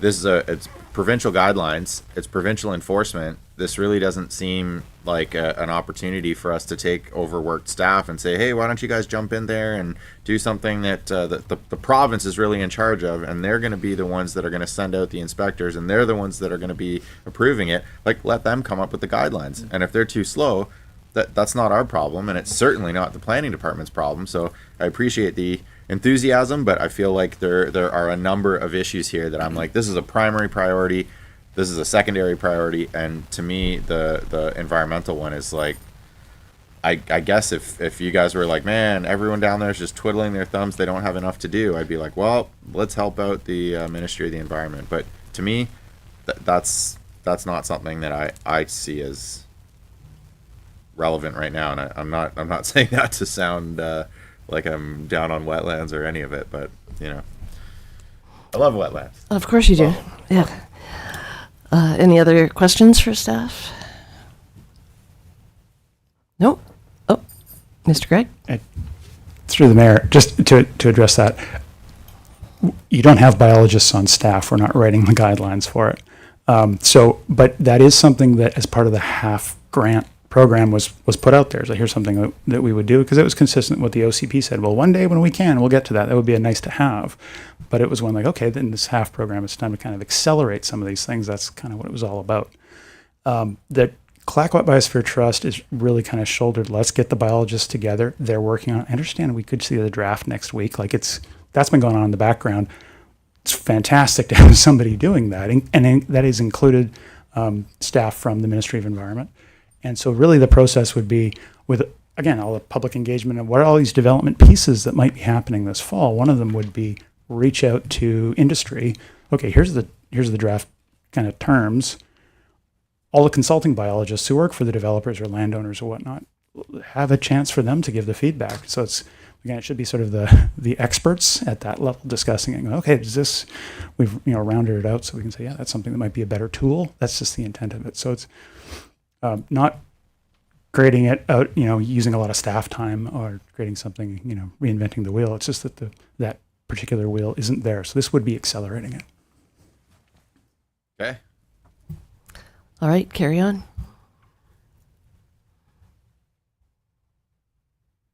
And this slide was just, again, there's some of it is bylaw, some of it is policy, some of it may be more than one, zoning or OCP or business licensing bylaws.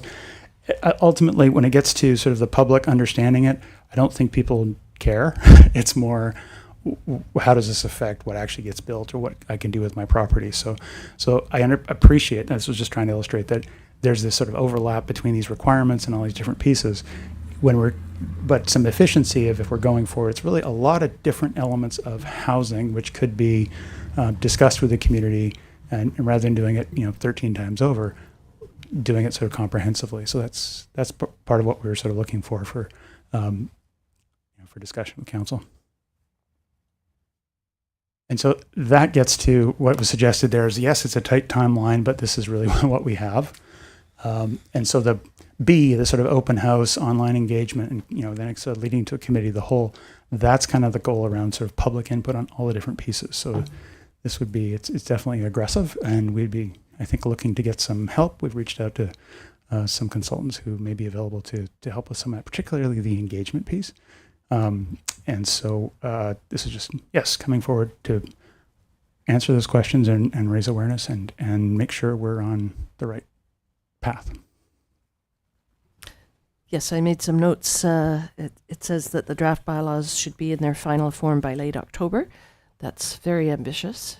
And so I definitely agree engaging a consultant to help with specifically the public engagement, I think, is really important. Any other questions or comments from council? I've got one comment. It's specific to the order that Mr. Gregg presented is different than the one in our agenda, but adopt bylaw amendments to further prioritize housing over short-term vacation rental uses, consider amendments to CS1, CS2 zones to incentivize, et cetera, et cetera. This is a policy decision. and it's one that I can appreciate has been contentious. You know, I don't think it's any secret or problem that the five of us on council have different opinions. The closest I thought we ever got to moving forward in a productive way on this was in a workshop that we had, you know, last summer, where despite our differences, we all agreed, or at least it's my very strong recollection, that we all agreed that it would be useful to come up with a rubric for determining how many short-term rentals we want, whether that's an absolute number, whether that's a proportion of existing builds, whether that's a proportion of new builds, wherever that number comes from, however it's determined. It seems to me that that is a critical piece of information that we should be using to inform all of these discussions. Or else what's happened in the 3 years that I've been on council is it turns into a, well, I'm pro short-term rental, I'm anti short-term rental, we're going to take it on a case-by-case basis. The public gets involved. We don't have a clear policy, and we don't have a clear policy because we refuse, or we're reluctant to actually come up with a number and a rationale that we're going to get behind. And I want to stress that, to my mind, that does not mean that we all have to agree on whether we want more or fewer or the same STRs. It just means that we have to agree on how we're going to come up with this number and then vote on that number, or else this is just going to come back again and again and again, and we're going to make these decisions on an ad hoc basis in terms of what the HAF grant was for, in terms of the scope of what I believe the provincial government wants to see. I think that's probably the most relevant thing that we can do. So I just want to, once again, on the record, state that it's my strong belief that that's something that council should take on sooner rather than later, and let the outcome of that decision inform how we approach decisions moving forward. We need a number, and we need to share that number with the community, and everyone needs to understand that number and where it came from, or else we're spinning our wheels. Councillor Anderson? I don't now the time. I hear you on that one, and we did bat some things around. I think in lieu of some of the new developments that are coming out, like a new development that we just did third reading on. There's definitely a situation where the short-term rentals are out of whack, and the numbers are too high. I think based on the housing needs report and where we're going in the direction of the 77% attainable affordable with ARIF, I'd really like to see that does something to placate that anxiety, because I think there's a collection on that, especially with people that are trying to find long-term accommodation or long-term rentals like basement suites and things like that. People who work in businesses in town. But the issue I have is on a larger scale.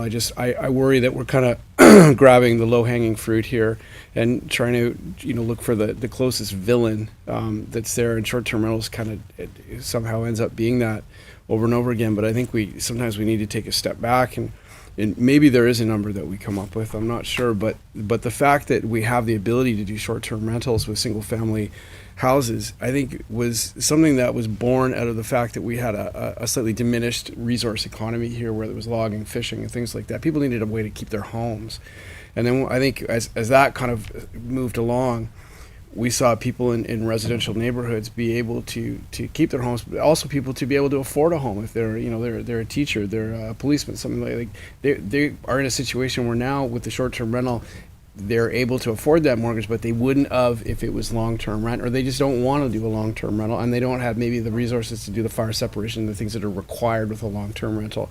So the thing that I kind of, I agree that there's a balance that's a bit off right now. I think the ability for people to do short-term rentals keeps that money in the community, in the pockets of the people that live here, the community members that have those short-term rentals, as opposed to having like a Best Western come into town or a Four Seasons, and everyone's coming and spending their money there, and that's just taking off. So I agree we have to strike a balance for sure, but I just want to be really careful, again, to use that baby with the bathwater. I don't want to just put a cap on something, especially in lieu of the fact that we could be potentially addressing a lot of these issues with affordable that's coming down the pipe right now. I'm not. I just want to clarify my point. I'm not. I mean, I've made it clear what my personal feelings as an individual are on STRs, but when I'm saying we need to come up with a number, I'm not saying it has to be my number. We could decide as a council, as a majority of council, that we only want exclusively 100% STRs moving forward, and that's the only thing we'll stand for being built. But at least that's on the record. And if it's not 100% and it's 80%, or if it's 1/3, or whatever that number is, I'm not advocating for one number or another. I'm advocating for a number, because every time the issue comes up, we end up sort of hemming and hawing about the implications and the wheres and wherefores and what happened and the teacher and the fire separation. Like, we just need a number. And if the number was 100%, I'd be dismayed. But I'd be like, at least we've got a number, and that's useful for the whole community, and that's useful for developers. Like, I'm not saying what the number should be, but we need a number. I think this is part of a larger discussion that we should have. I think it's part of this discussion. Absolutely. Well, Like, that's okay. what that's what this item is for. Mr. Gregg gave us an update, and we heard him out, and this is a report that there's a recommendation that we review and decide on the next steps. But the recommendation is to engage the public. Like, we need to hear from the public what they think of all this. Yeah, and I'm just using my forum as an elected official to go on the record and say, hey, public, it's my belief that this should be important to all of you. And I'm not telling people what to think or what to decide. I'm saying, public, the community of Ucluelet, this is a really important issue that has stymied this council's ability to make informed decisions, because we don't have a rubric on which to base our decisions. So they become emotional decisions on an ad hoc basis, and we get a room full of people with the pitchforks that they want to be grandfathered in, and we vote for them because it's hard to vote against them. We get someone that comes in and says, well, I'm an out-of-towner and I want to do something that I'm legally allowed to do, and we vote against them. Like, there's no rationale without a number that is going to inform our decisions. And I'm taking advantage of this opportunity to say this is a priority, not just for me, for all of Ucluelet, in my opinion. Councillor Noel? I think it's a good discussion. I think it's important to have it. If we, it's important for staff to hear the lens, the differences, and I think there's some similarities. Every developer that's come to this community, including Monado and lot 16, lot 13, there's no B&Bs in them. Every developer that's come here already knows the stance of, thanks for coming, the stance of this council because of your comments. And it's not like there's and I'm pretty certain the planning department doesn't have 50 or even a dozen building permits on its desk of people trying to do short-term rentals. The reality is the new development in this community has already heard you and among others are telling it, no, don't want short-term rentals. Every developer has heard it. They have obliged. So if you get the odd homeowner that decides to do a renovation, I believe, and Mr. Gregg, I like to. You might have to do a fact check here, but I'm pretty sure that this community was a leader in the province about not having absentee home ownership for nightly rentals. That was something that I'm very proud of that we had done. I know that this council then changed what a B&B looks like. You went from didn't like serving cups of tea and toast in the morning. You felt you should have 3 doors and Airbnb. That's U4. So the reality is you're kind of changing your tune a little bit. I continue to say that if you're a homeowner and it doesn't matter if you're on Bay Street, Holly Crescent, or Helen Road, if you decide that you want to do a renovation of probably $250,000 in order to do some nightly rental, I grew up in the hospitality industry. And I tell you, for most people that do that, they get out of it quite quickly. So to think that we need to put a cap of 150 or 250, I think that's a complete waste of time of staff. I think it's a waste of time for us. I think we have bigger fish to fry right now. I would hope that would become a problem, and when it becomes a problem, I think that's when we tackle it. But to say that we need to have a working meeting to agree that we should have 100 or 200 or 300 nightly rentals, people aren't coming back to town here. Look, the mayor can't even sell her place right now because there's nobody coming to town to do nightly rentals. So I think we have to take stock of the environment. And I know you're anti, but the reality is we have to embrace it. People need choices, and I believe that this community has led in some of its policy and its decisions. And And I'm completely opposed to thinking that we come up with a number. We already have a number. He can spit out how many business licenses there are. We've tackled the enforcement. We got compliance. People put on the side of the road who they are, where their phone number is. We've made substantial headroad. And if we want to kind of spend 100 hours of staff time to figure out what the number is, great, put the motion on the table. But the reality is we have bigger fish to fry. We have Cody, Andrew, what's the other one? Monado. They're all non-nightly rentals. So if we end up getting another dozen in the next 5 years because a couple of people decide to change it, again, you've already allowed it by some of your decisions with allowing the B&B definition and allowing external entrancing into residential homes without consultation of the neighboring properties. I'm completely against. So I just want staff to understand that, and it's important for us to do that. If we wait till September the 2nd to have a meeting and wait for 5 more staff reports, let's make some decisions. Let's give them some direction. But putting a cap on short-term rentals, I think it's a waste of time because we already told the development community that we don't need any more in their developments. And I don't know how many more ways you can say that. We've been denying them. We drag them through the mud for 3 or 4 years. The accelerator fund. Planning department could have went and talked to Cody and we'd be moving along already. The reality is we need to get creative. We need to give some direction to staff of what we need to do. I think those are the working meetings that we need to be doing. Thanks, Councillor Noel.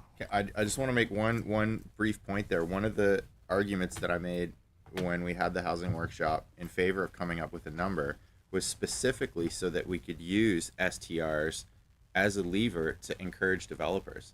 I hear what you're saying about proponents coming forward with no STR component or a minimal STR component. If we had a clear idea of how many STRs we want, and again, when I say we, I mean the council at representing the will of the community came up with a number, no matter what that number is, it gives us a power that we don't currently have to speak with developers and say, look, we've identified a certain number of STRs that we're willing to add to our housing stock. And if you can build us what we need, affordable housing, then we will let you incorporate X number of short-term rentals into your proposal. So it's a quid pro quo. And so my argument of coming up with a number is not a cap. I never said cap, and I've never argued for a cap. What I'm arguing for is clarity. And once we have a number, it'll give us the freedom to engage much more meaningfully with developers and with the community at large. So I don't see who loses in this. I do just want to make a point. Monado does have some short-term rentals as part of their housing. Well, thank you for the clarity. Yeah, just so you know. Developers are scared to walk into this room and ask for that kind of stuff, right? Because it's a waste of time to ask. And maybe your point is the fact is if we had an agreeable number, but the 3 chunks of land that are being developed right now, they're pretty much of the mindset that STRs are anti, and there's no sense being drug in the mud and having 50 people in here that are opposed short-term rentals because there's another 500 that are out there that are very supportive of it that won't waste their time coming into the room, and we also have to make sure we hear that audience. If you're not, just because you show up in this room doesn't mean that's the majority. But unfortunately, not only does it not mean that, but if you look at every vote that this council has made on STRs, the majority vote was in favor of grandfathering STRs in, increasing the number of STRs allowed, relaxing the zoning. Like when you were speaking earlier and you said I wasn't sure if you were talking about me or council as a whole. My views notwithstanding, they're clearly in the minority. If you go back on every single vote that had anything to do with STRs that this council has made since we were sworn in, the majority has ruled in favor of the STR group. And I'm not complaining about that because that's how a democracy works. That's no problem for me. But I see an opportunity to avail ourselves of a tool to have more meaningful discussions with developers. And like sweeten the deal. I think that a lot of people would come to town and say, well, I'd like to build this, but where is it? Where is it for me? That's exactly what we heard from Arif, and that's why they asked for STRs, and that's why we said yes to that.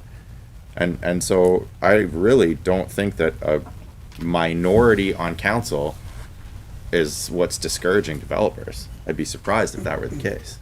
Certainly those people aren't watching the council meetings. All right, thank you.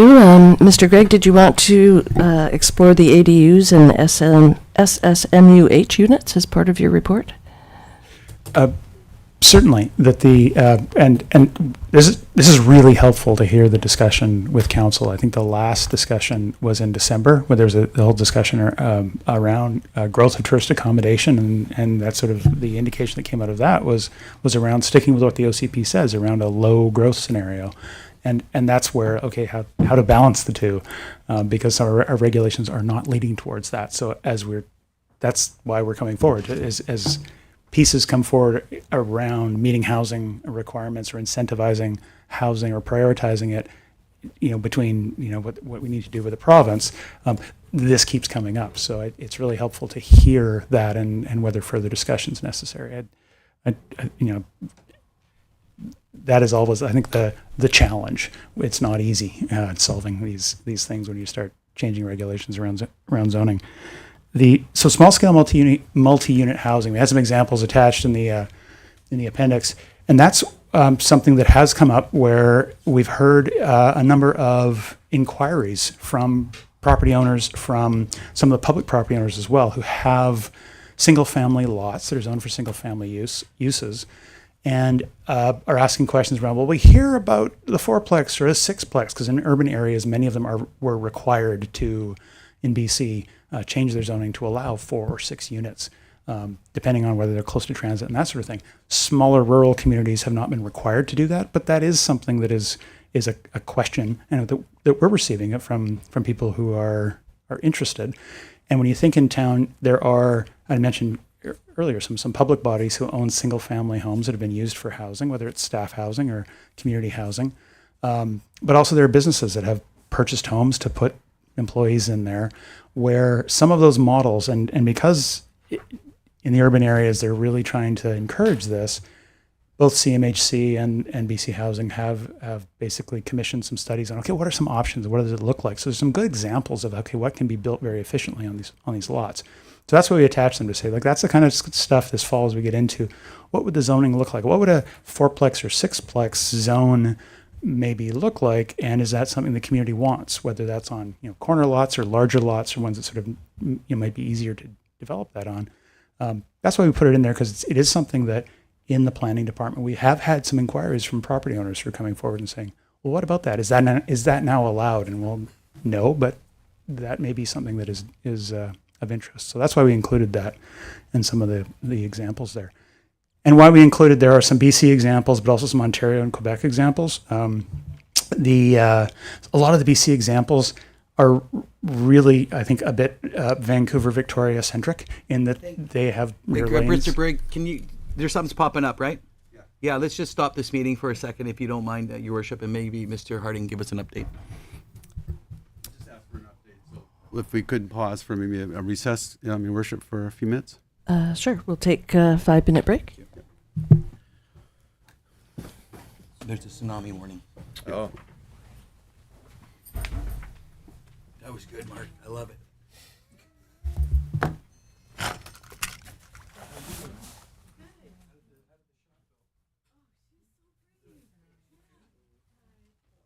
Should we leave, or is this just like a drill or like a fake out? Well, Rick sent something. You've got it in your email. He just said that there's no word yet. Oh.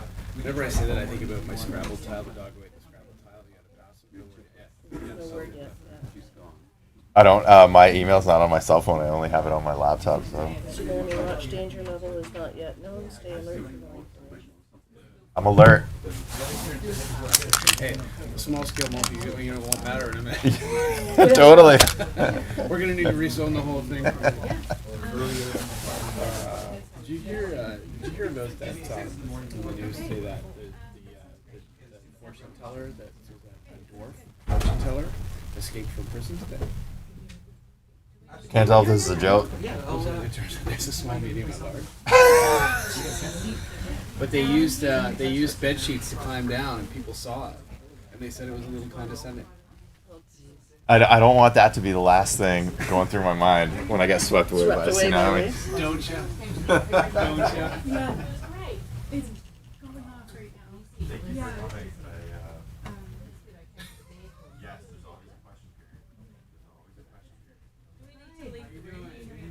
No, yeah. Danger's not yet, no.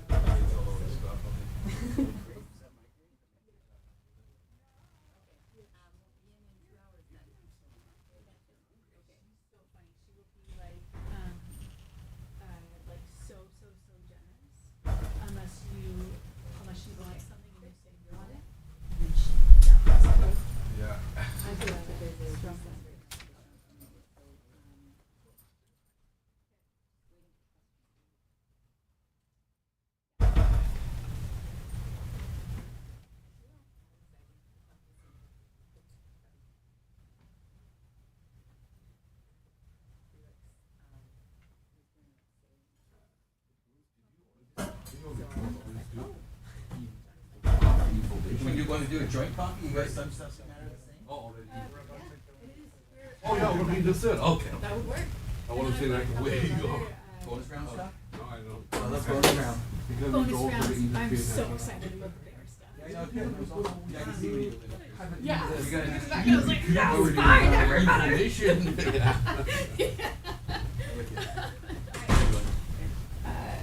Yeah.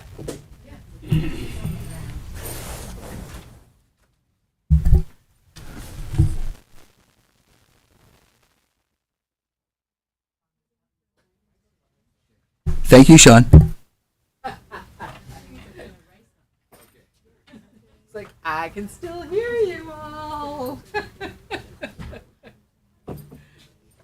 Somebody's watching.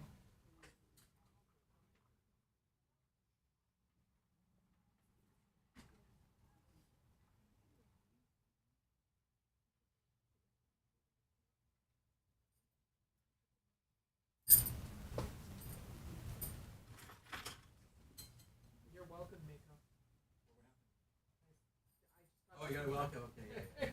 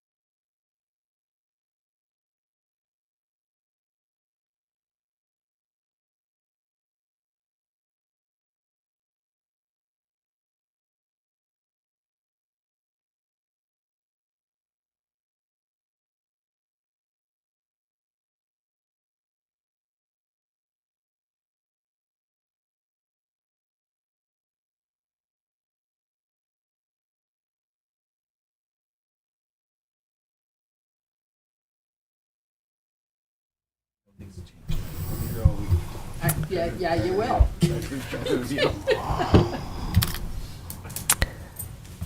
Okay, shall we resume at 6:01? Mr. Gregg, do you remember where you were? Between all these housing pieces, no, no, I don't. I think we were essentially at the tail end of the report on next steps. So because there's a short timeline for some of these pieces, if there's a desire for a different path, a different direction, or adding a piece, it would be very helpful to hear that from council. So we are looking for a motion that clarifies where we want to go. If that results in us having a conversation with our funder for the half grant, then that's something we need to do sooner rather than later. So yeah, we'll see if there's any questions on all those pieces. Yeah, I'm definitely open to moving this forward, especially to get the public input, because there is quite a bit of public engagement, an open house, online committee of the whole, referral to external agencies, and a public hearing. So I really do want to hear what the public has to say about all these. Are you standing because there may be a tsunami? No, I'm standing because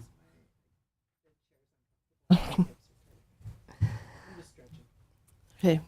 Any further comments, or there is a recommendation? I would, is it okay? Or jump in, or you gonna go? Oh yeah, I think I'll just probably preface what you're about to say. But yeah, I think the recommendation is pretty vague. I think it's the council confirm the direction on next steps for reviewing and updating municipal policies. There's a lot to unpack on that sentence. So I think the CAO comments were actually pretty good in this like, well, in all cases, but especially here when it says that council may wish to receive more information and clarity between what we're legislatively required to do versus the HAF funding agreement requirements. So that is the same as the previous thing that we just talked about, where we need a session of clarity. So before maybe we propagate this out into the public, we can at least align it with our priorities as well. Does that make sense? That makes sense, yeah. So I'd be reticent to make that motion or until we had a little more clarity. Just looking at the timeline, it's late October is coming up pretty quick. I agree with Councillor Anderson. I think the motion is very vogue. Mr. Gregg has said it 3 times now. He's looking for direction from council. I haven't heard us give him direction. And there might be an opportunity to bring this back. My comfort level, looking at the timeline, I don't think the timeline is going to change. I would hope that maybe we can actually give them some more clear direction. And maybe I'm looking at that wrong, but I'll throw it to the table. I'm not 100% supportive of everything in there, and it would be nice to kind of tighten that up a little bit. Agreed. Do you think if we just very quickly went down the list and just said, like, informally straw poll, all in favor of the first, second? Yeah, let's do it. Let's take 5 minutes now. Kind of give them some direction here. Mr. Harding, is that something that would be beneficial? Mayor, you can. One of my suggestions would be also is do we do a workshop with council as early as September 2nd or maybe even earlier, but try and give you August off. And have a longer work session on all of these, so we know what it is you have to do. As Mr. Gregg has mentioned, we have a tight time frame here. But what are the ones we really have to get done, and what are the ones? Because what I found in my short time here is there's a number. One of the common with everyone here is that they want some types of housing, want housing to start. But what does that actually look like, and what is it? That sometimes there's a difference there, but there's some legislative tools that we definitely need to have in place, and I think the district has done a lot of work in that area. But I think if we did have a session as early as September 2nd, with it longer, we could have some of this outlined a bit more of what has to for sure be done by December. Are there some things that we can extend into the new year, and then also just so council knows exactly what it is you're voting on. Because as is now, as you notice, there's things that are with the HAF, there's some with the OCP, there's some with the BC legislative requirements that we have to have done by December. Yeah, and actually the slide that was up is actually different from what's in our report as well, so that was a bit confusing. I think just in order though, like the bullets are the same. They're just in a different order. I Well- wouldn't mind getting a little more clarity on this. Yeah, Looks I'd there's like a real some- mixed bag here. I'd like some more clarity as well. I'm open to a workshop, and I have no problem with doing it in August. Yeah. And I'd echo Councillor Hoare's as well. Comments. This is a very important file. This may take 2 workshops for us. I think just really, there's 8 points here, and I think it would be nice for this council to understand each one of these points of, Mr. Gregg's thoughts, of his logic behind it, and then understanding them thoroughly. So when we push them forward, especially for that September meeting, I think we'd be off to the races and still meet your tight timeline. Yeah, and if it needs to be in August, I think that could work. Unless Mr. Gregg was planning to take August off, but. Well, given the as council also knows, I mean, there's been a number of conditions that haven't allowed some things to push forward. We're lowering our staff right now by at least 50%, particularly in the planning department. There's been change in staff. There's been other issues come up that have taken direction away. So we'll need to get some help to come in, and I think we've already talked to a few firms that are doing this work in other communities right now, particularly with the HAF. And so I think they could come in and really help us put some energy to work behind it and help get things moving forward. Okay, that sounds like a plan. Do you need a motion for that? Yes, please. Okay, none of the options actually say anything like that, so. No. I'll move that we direct this back to staff to flesh out these items and plan a workshop for council so we fully understand what each one is involved. Mr. Chow will make it sound perfect. Do I have a seconder? I'll second that. Councillor Hoare seconds. Any further discussion? All in favor? None opposed. That carries. Thank you.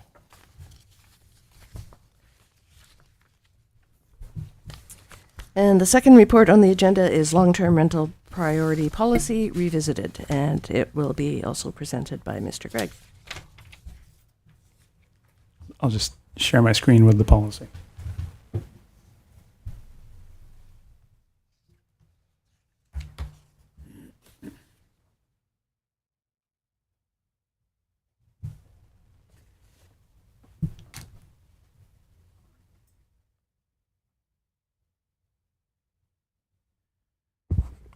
So thank you for the previous discussion.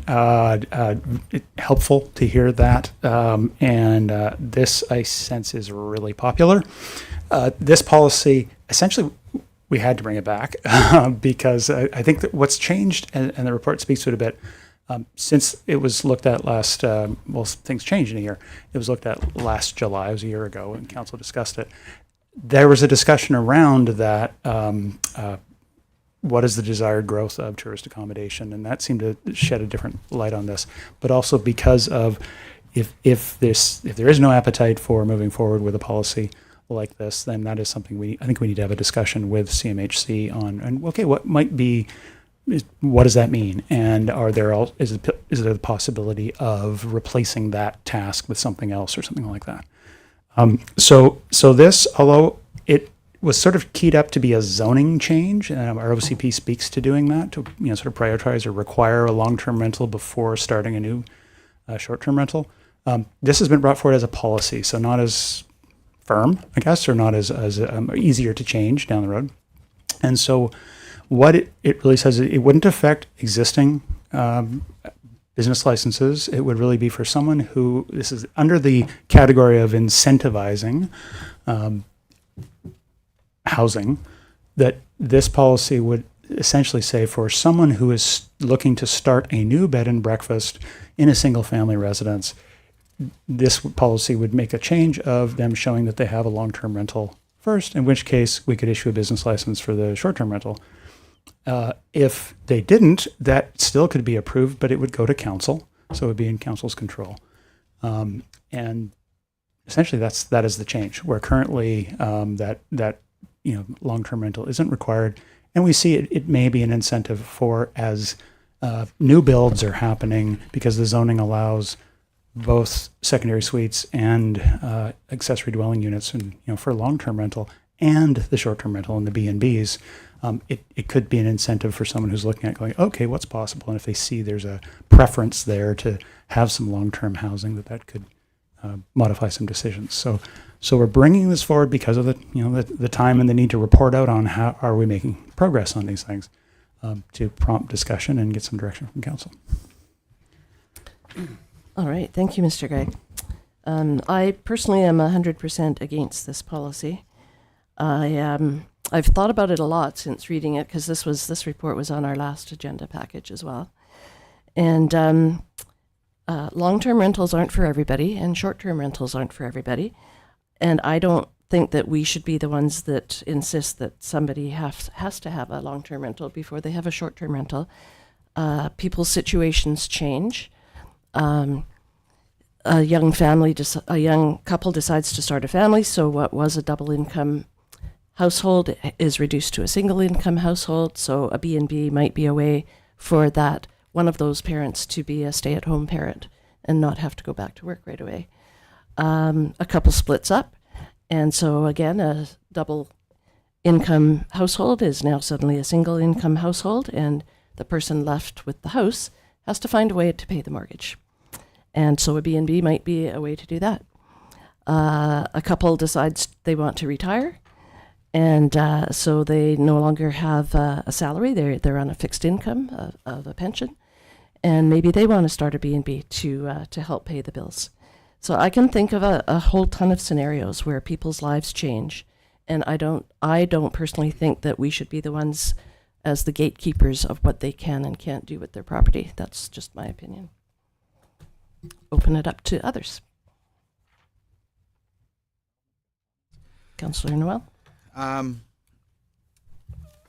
I appreciate your clarity on your stance. I think it's important, and I too am absolutely clear that I do not support the proposed long-term rental policy as written. The policy puts the burden of solving our community's housing failures on the back of individual homeowners, people who live in their homes and contribute to the local fabric of Ucluelet.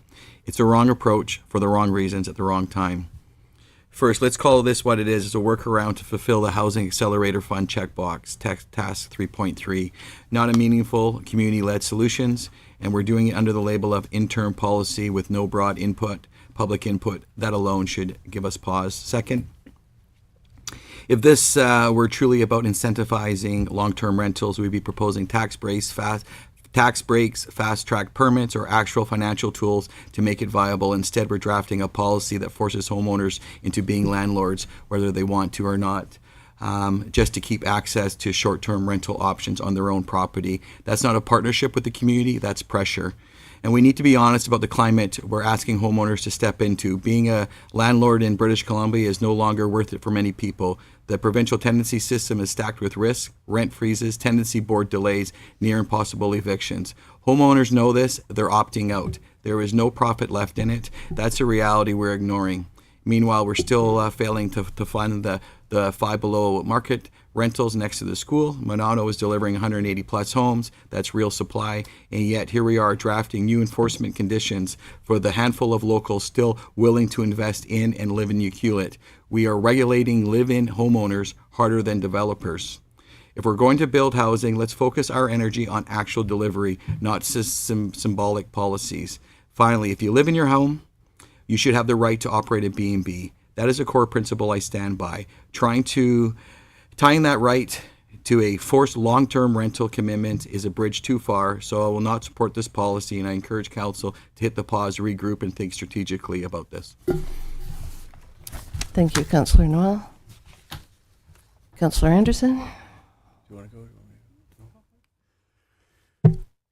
I have a couple of notes that I made on this one too. I have a feeling it's not the last time we're going to see it. So the first one I would say is, there's concerns with the policy for potential damage to local tourism economy. Obviously, that's part of it. It can have unintentionally restrict the number of short-term rentals, and which is a vital part of the community's tourism infrastructure. In a situation where we need economic flexibility, and short-term lodging does help and keep money within the community. So it could end up lowering the number of visitors for overnight stays and lead to reduced spending at local businesses, shops, restaurants, etc. There's a financial impact on property owners. For many homeowners, the ability to operate a short-term rental helps offset the high cost of property taxes. We already talked about that. Maintenance and mortgage payments requiring them to first secure a long-term tenant if they wanted to go down that route, which could delay or block their ability to generate the income, force homeowners to choose between long-term rental income, which is often less flexible and lower overall, and the personal use of their property, and deter future investment in the community's housing market if people feel too restricted. They just simply won't buy. The administrative burden on municipal staff, so we can't forget that there's actually going to be some time that would have to be put into this. So although it's the policy is being framed as a non-regulatory workflow change, I think it introduces new administrative requirements like verifying the existence and continuation of long-term rentals, responding to public inquiries and concerns, reviewing appeals when applicants without long-term rentals request council consideration. And all this requires time and resources that may strain municipal staff, especially when the applications spike or if there's an interpretation and enforcement challenge that arises. There's the policy ambiguity and risk of inconsistent application of the policy. So the policy gives council the discretion to approve applications without long-term rentals on a case-by-case basis, which opens the door to perceived or actual favoritism, a lack of transparency on how the decisions are made, confusion among applicants regarding what is allowed or how they might qualify. A vague inconsistency applied policy can damage public trust in the fairness and reliability of municipal decision-making. Monitoring and enforcement challenges. So, ensuring that a long-term rental is there is that genuine? Is it a temporary, or is it is there really a long-term rental there? How are we going to? That's a difficult one to enforce. So ongoing, you have to make sure that that unit is continually occupied. So if it is long-term, like someone is going to literally have to go and check up on this place to make sure that there's someone living in there. So that'll be proactive inspections, a reliance on self-reporting, both of which carry risks like false declarations, and staff could be put in a position of mediating tenant-landlord relationships or investigating residency, and that raises privacy concerns. There's a restriction on property use and market flexibility, so it could reduce the flexibility of homeowners to adapt to, as the mayor had mentioned, to adapt to changing personal or market conditions. And the example would be a homeowner may wish to use the space as a short-term rental for only part of the year, which is allowed under the provincial legislation. Even if it's a primary resident, they can still take 6 months if they have to go away for work, and they can short-term rental that. This would essentially stop that situation. Others might plan to transition to a suite from a family use to a short-term rental use, and this policy would force a binary choice, in that case, long-term rental or council appeal, that may not reflect the real-world variety of housing and family arrangements. So there's a legal and fairness concern here as well that I thought was worth talking about. And while the policy avoids direct bylaw changes, it effectively introduces a gatekeeping mechanism on property use, and this could raise concerns about discrimination if different homeowners are treated differently under the case-by-case provision, a precedent if the municipality starts using business licensing to enforce housing policy indirectly. This could be challenged as an overreach. Equity. Property owners who cannot or do not want to host long-term tenants, for example, seasonal workers, caregivers, may find themselves unfairly penalized. So I think just my conclusion on this is, the goal of increasing long-term rental housing is commendable. I think in this particular case, this policy is going to risks doing more harm than good in its current form. It undermines the tourism economy, penalizes homeowners, strain municipal resources, create enforcement difficulties, and erode the trust in the consistency of policy application. And I think, that's a better approach would obviously, I think, in my mind, would be to find other incentives for people to do long-term rentals instead of forcing them to do it in this case. Thank Sorry, you. that was long-winded. That's okay. Thanks, Councillor Anderson. Anybody else? Councillor Hoare? I'll keep it short. I like it in theory, but I don't like it the way it's written. I would like to encourage long-term rentals, but I feel like that ought to be more of an incentive incentivizing system rather than a requirement. There are a lot of issues with it as it stands. I'm not a big fan of STRs, we all know that. But I have some issues with it the way it's written currently, and I would like to get some more input on, maybe other ways that we can encourage long-term rentals as opposed to requiring them prior to an STR. Thank you, Councillor Hoare. Councillor Mafty? I'm no fan of STRs, but I personally think that I actually share a lot of the concerns that other councillors have brought up. I feel like this is kind of checking a box. This is really weak in the sense that it opens the door wide open to have everyone who wants an exemption approach council. It's going to put council in a position to make ad hoc decisions every single time. It introduces the risk of, accusations or maybe even truthful ones of favoritism or exceptionalism. I think this is the way it is right now. It's just inviting the approval of every exception one by one that's going to come to the council of the day. And as long as there's a majority on the council that is going to vote in favor, we're just going to make it that much more of a complicated process, waste our time, waste staff's time to just make people jump through that extra hoop. I strongly feel that the way to increase the number of long-term rentals is to incentivize long-term rentals. I definitely hear the concerns that a lot of people don't want to be landlords. I get that. I totally understand that. And we need to figure out how to reach the people who would consider being landlords and how to make that process easier and more appealing to them. I think that's the way that we should exercise our authority as a municipality. If I actually thought that this was going to reduce the number of STRs, I would probably be a little more lukewarm and consider supporting it, but I don't think this is going to do anything but create 100 exceptions that we'll deal with one by one. That's going to result in the same number of STRs. That's going to have the knock-on problems for staff and for council to have to navigate that. So I don't think I'd support this, but I would really like to see some serious thought and consideration given to what we can do to encourage people to have long-term rentals. What are the barriers that we can knock down to encourage people who would consider long-term rental to do it?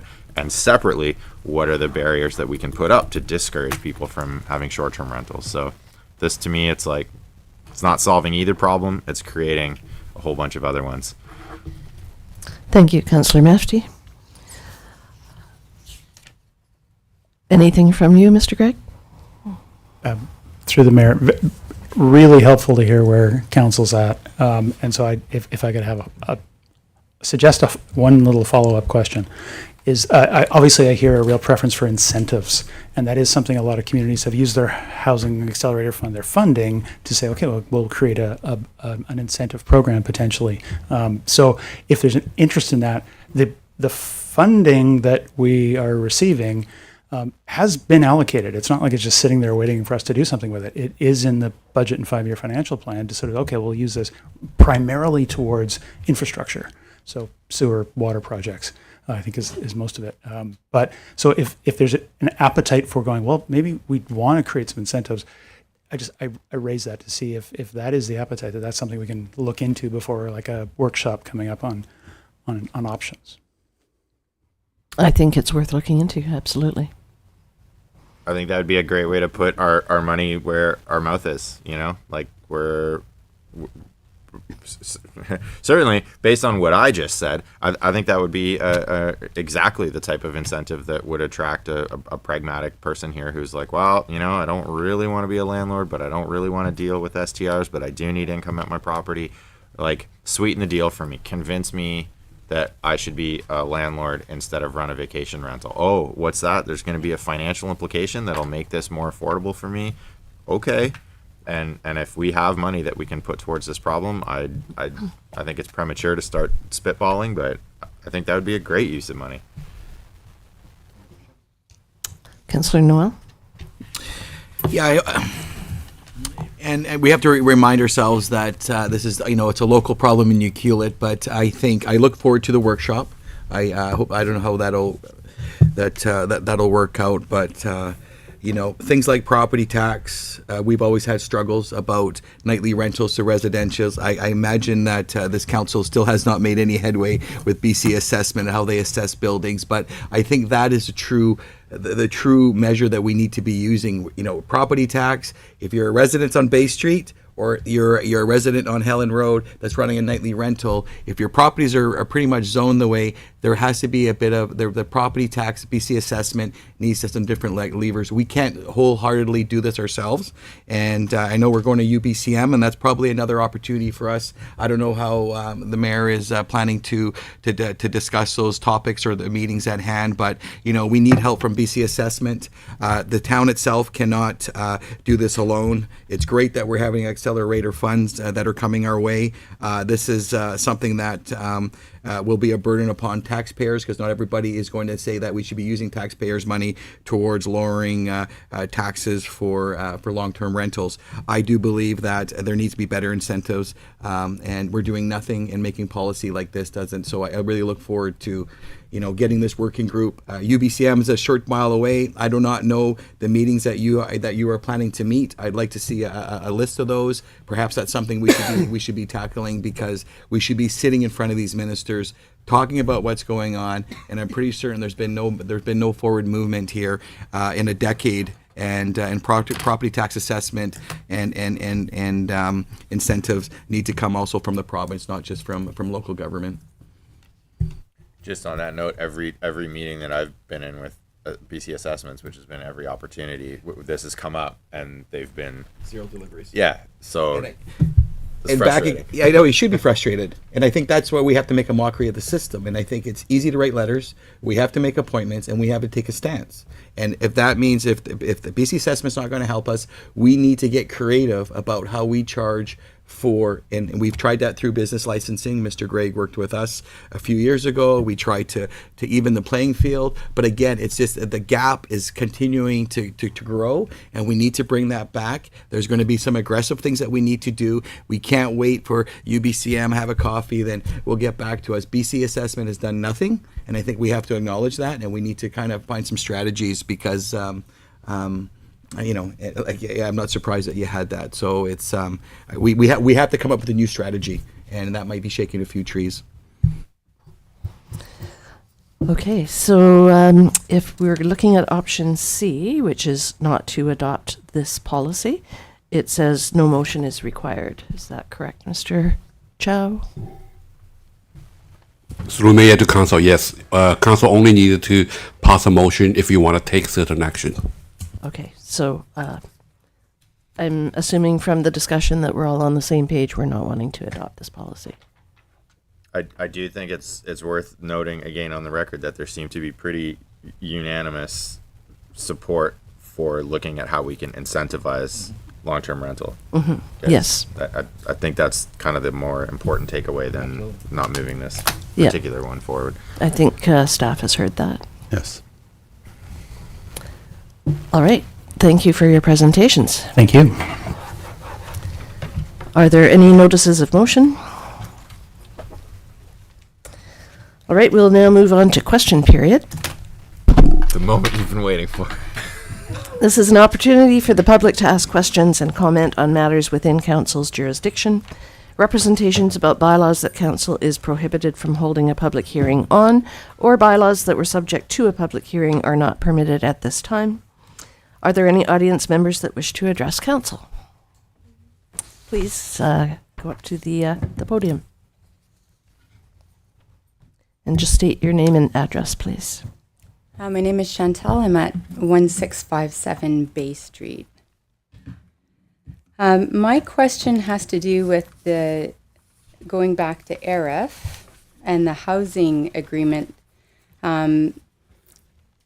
For the covenant of the whole development in 3C, when I read that clause in there, to me it looks like, and please correct me if I'm wrong, but it looks to me like if ARIF goes ahead with this development, that there's no restrictions on their lot number 3, which is their vacation rentals.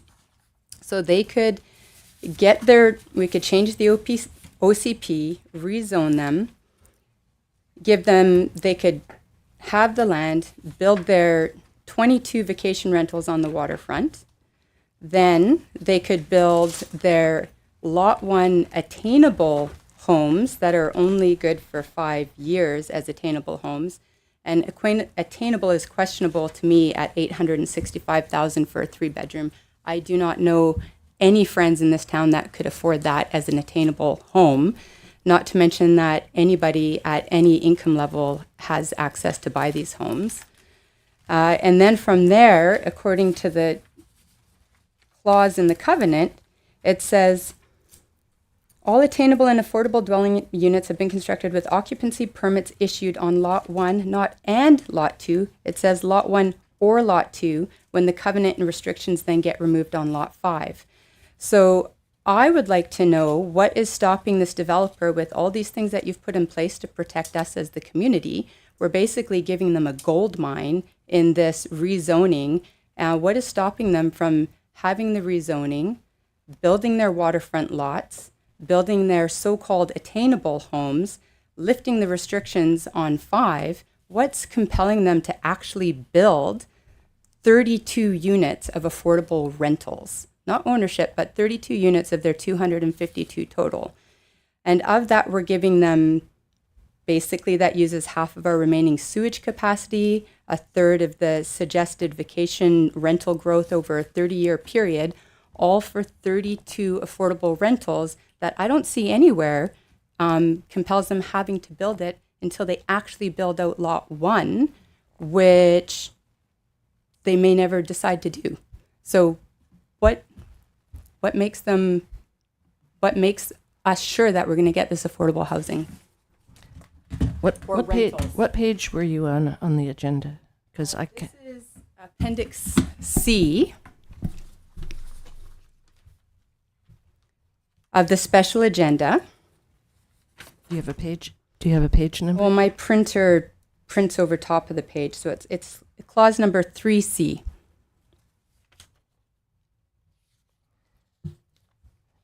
This is in the terms of instrument, part 2, covenant. This is restrictions on use, subdivision, and development of land.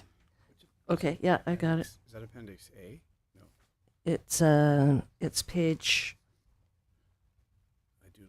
Yeah, terms of instrument, part 2. What appendices is that in? Do you know? It's Appendix C. Okay. And when you open it, it's 15 pages, and the first page, the header is Terms of Instrument, Part 2, Covenant, Section 219, Land Title Act. And can you clarify, Chantel, where,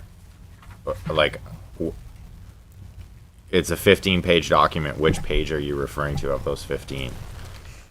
Well, my printer printed over that page, so it's, okay, Appendix C, it's the terms of instrument, part 2. Appendix B.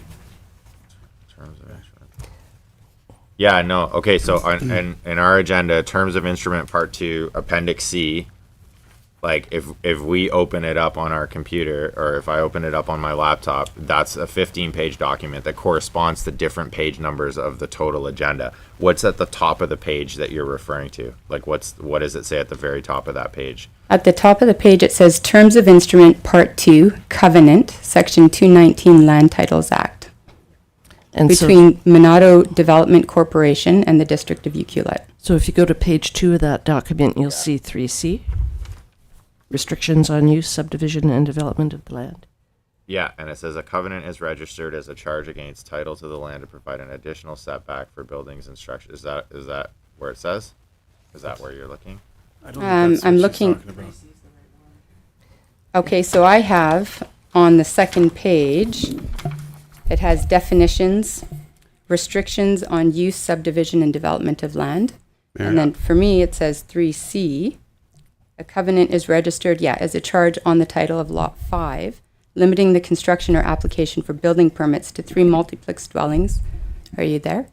Mayor? No, Mayor, ours is different. Our 3C doesn't say Mayor, I that. was wondering if I could maybe, so our planner's not on right now, But maybe if I took the speaker's name and address and your questions, I could have our planner contact you tomorrow and go through specifically your questions. Some of this is on the housing agreement, but we also have the actual rezoning and the OCP, and of which the rezoning also has of covenants. That public hearing is on Thursday. But if I could just, I think it'd be easier if we could just get your questions and I could get him to actually talk to you directly, if that's all right with you. I know. Sure, and then maybe council too, because at some point I would like to know what protections we have to ensure that we actually are getting affordable rental units, because they also said in a previous hearing that it's dependent on CMHC funding if they actually build the affordable rental units. And I can't find in any documentation anywhere where it shows they've even applied for that. Have they applied for this? So, CMHC funding for the affordable rental units? Where is the evidence of that? I don't have the answer to that. again, Mayor, as we have the public hearing on Thursday, some of those questions can be answered, but we also have a lot of those answered in the actual OCP and particularly the rezoning reports that were on council a month ago.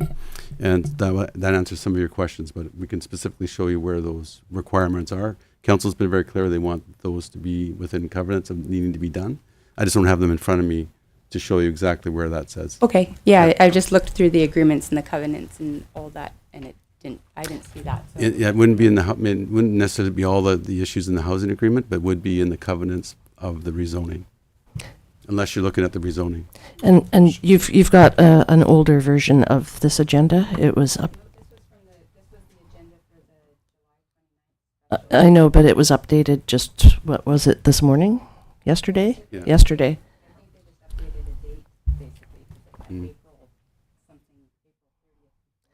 No, they updated the whole agenda package yesterday. So that's why our wording is different from your wording, that's all. Yeah.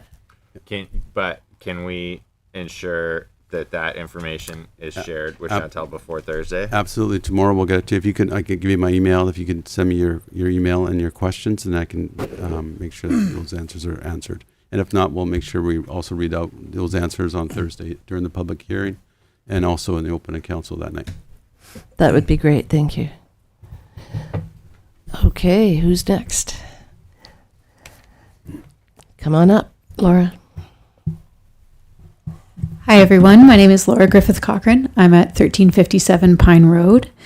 I'll come back on Thursday. I shared some of the same concerns about, like I've spoken with Jody, but what happens to protect us? Let's say the land is sold and the new developer comes in and decides, I don't need to build this next part. I've already received what I need to fulfill my things. So that's what I'm also interested in, and I'll maybe follow up with Chantel.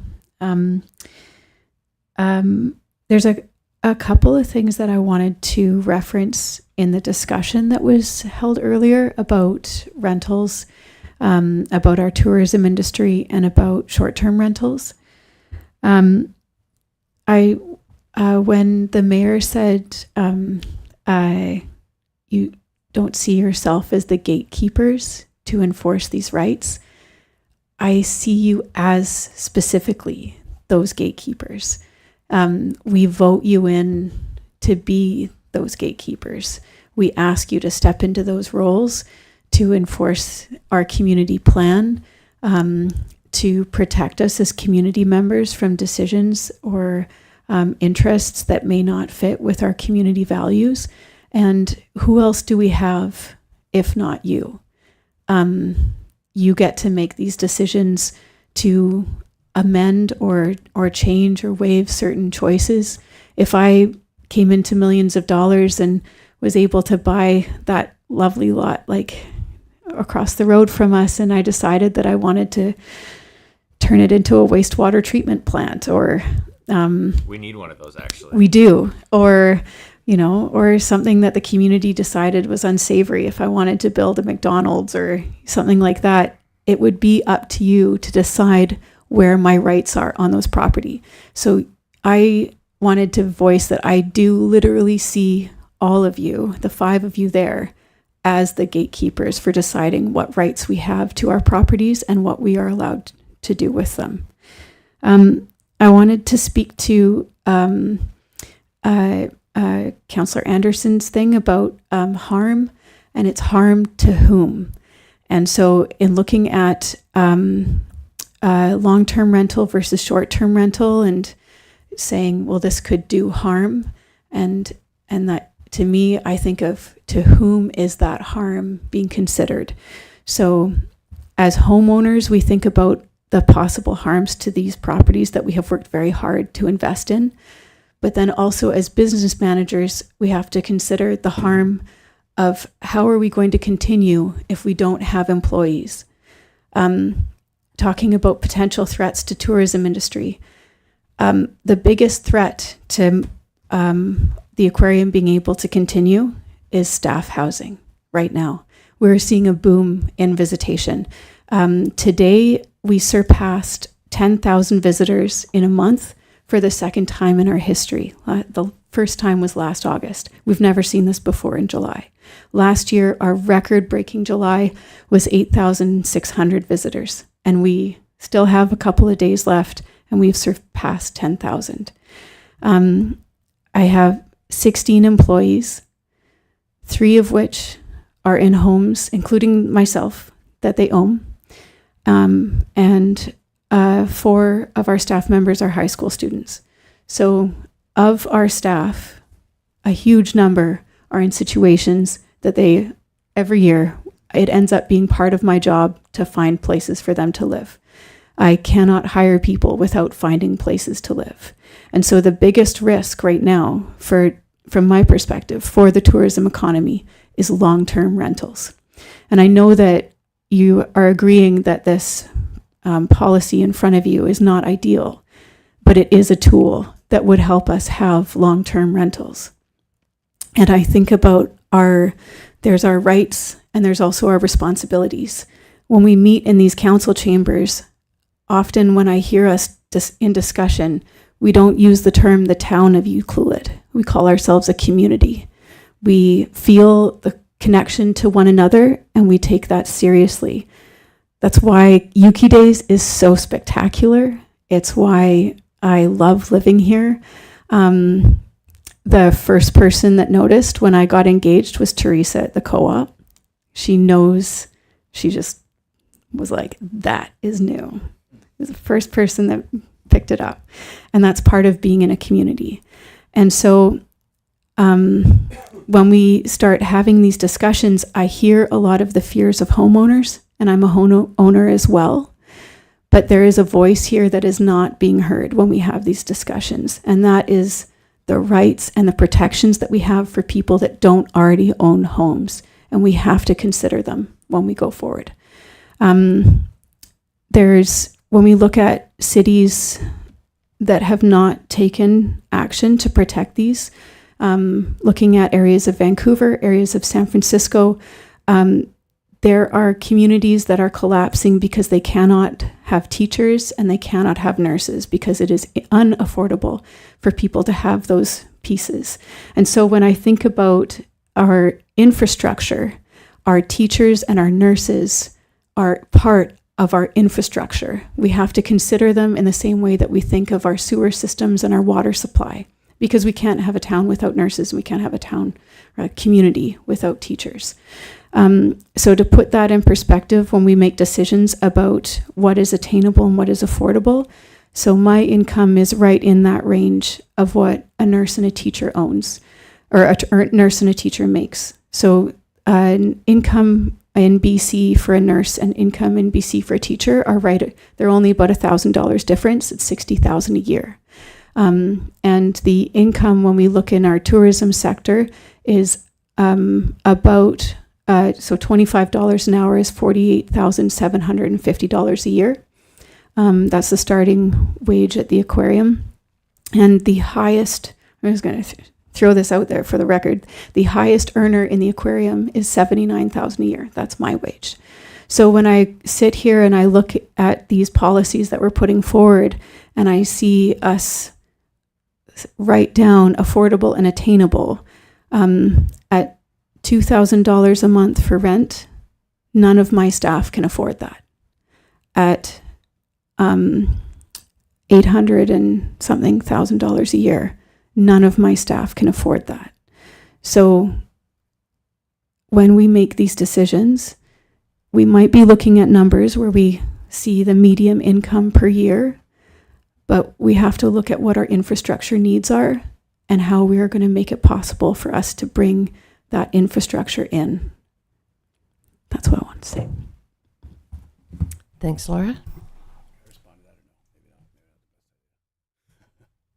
Did you want clarification? Oh no, I was just going to mention when I say harm, like I'm just really careful about this, and you're a scientist as well. So I mean, when I'm saying these things and I'm saying harm, I'm using data. So what I'm doing is I'm looking at a situation where I think I totally agree with you that there's a scale here of people that need to find housing at that level. And I'm not debating this and saying you're wrong or anything. I agree, but I just think it's the two camps that I get confused with here. And one of them is what I believe is the way out is to build more housing and figure out a way to do it and get subsidized housing, figure out a way to make that happen. But then the other camp is just, you just keep getting new places down the road, and we say, oh, we don't like this, we don't like that, and it just keeps getting worse and worse, and more people come, and it's the same number of places that get smaller and smaller. And then what happens is we come up with these policies that are sort of like forcing people in other people's homes, and people, and what I think when I say harm, what I mean by harm, I know you're loading up here. When I say harm, what I mean is I think the best intentions were laid with people that did like the residential tenancy branch, and then when the federal government took it even further and they did the Renters' Bill of Rights. And I think what the data shows is that when you're trying to sort of defend the rights of the renter, and that sort of tips the scale, and this is where the harm part comes in. What happens is you've disincentivized the long-term renter, or the long-term landlord, and they just won't do it. So if you just get too many restrictions, and I point out there's something in our bylaw 1310 404.4 that says if anything was ever a long-term secondary suite in a house, it must always be. Like, I don't even know, does that carry on? Like, pastors, and I've talked to the province about it. I've talked to the Residential Tenancy Act. They said that's problematic. We don't like when municipalities do that because they're muddying the water. They're sticking their foot in our purview. So my thing is when I say it does harm, what I think it does is I think we just have to be really careful that when we make these policies that, oh, got a great idea. What happens is it does the opposite. And that is the harm, I think. When you force someone to do this, they're just going to say, hey, I'm just not going to do this. I'm not going to be a long-term renter if it puts me in that position. So that's what I mean when I say harm. And Laura, 1357 Pine Road. The thing is there's a lot of people that say, I would never be a landlord, but they have the option. Because when you look at the numbers, so if you're going to make maybe let's say you're charging $1,000 a month for a suite, looking at just the numbers for that versus what you could make if you were nightly renting, a lot of people will say, well, I would never do long-term rental, but they have the option of making significantly more. And so I hear the argument where a lot of people are saying, well, I would never be a long-term renter. I'd never be a long-term renter. But right now we're giving people the option of looking at numbers from an income perspective. And there's some people, yes, that it freaks them out too much. They've had some bad experiences. They would never be a long-term renter. But there are also a lot of people in this community that choose because the income is desirable. And there's a lot of people that are like, okay, this can be my job now. I can work from home. This is my whole economy.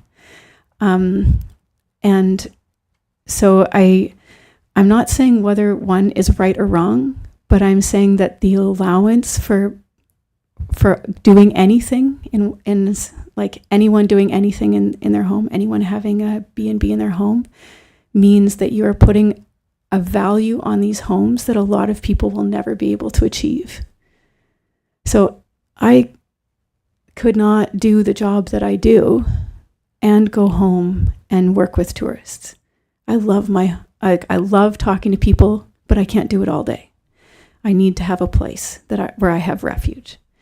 And I know a lot of people that are in the same boat. I know a lot of nurses. They work so hard.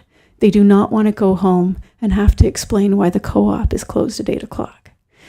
So if we say everybody can do this, then the value of every home becomes higher because everybody can do it. And there is research behind this. It's there. It's been studied. I've gone and met with researchers about it. And so if we allow everybody to have that option, then there will be people that will never be able to afford that scenario.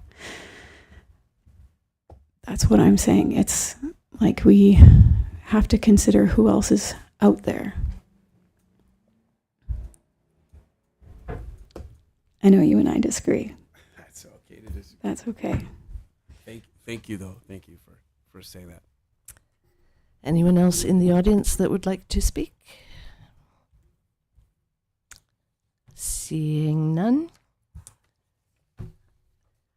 Are there any members of the public attending by Zoom or telephone that wish to address council?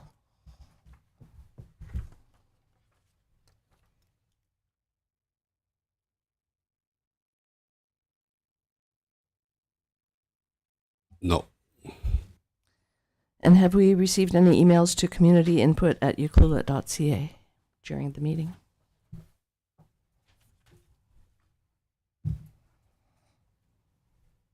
There is no email. No emails. Okay. Thank you, Mr. Chow. I will move that the July 29th, 2025 special council meeting be closed to the public pursuant to the following sections of the community charter. 90(1) litigation or potential litigation affecting the municipality. 90(1) the receipt of advice that is subject to solicitor-client privilege, including communications necessary for that. At 6:52, do I have a seconder?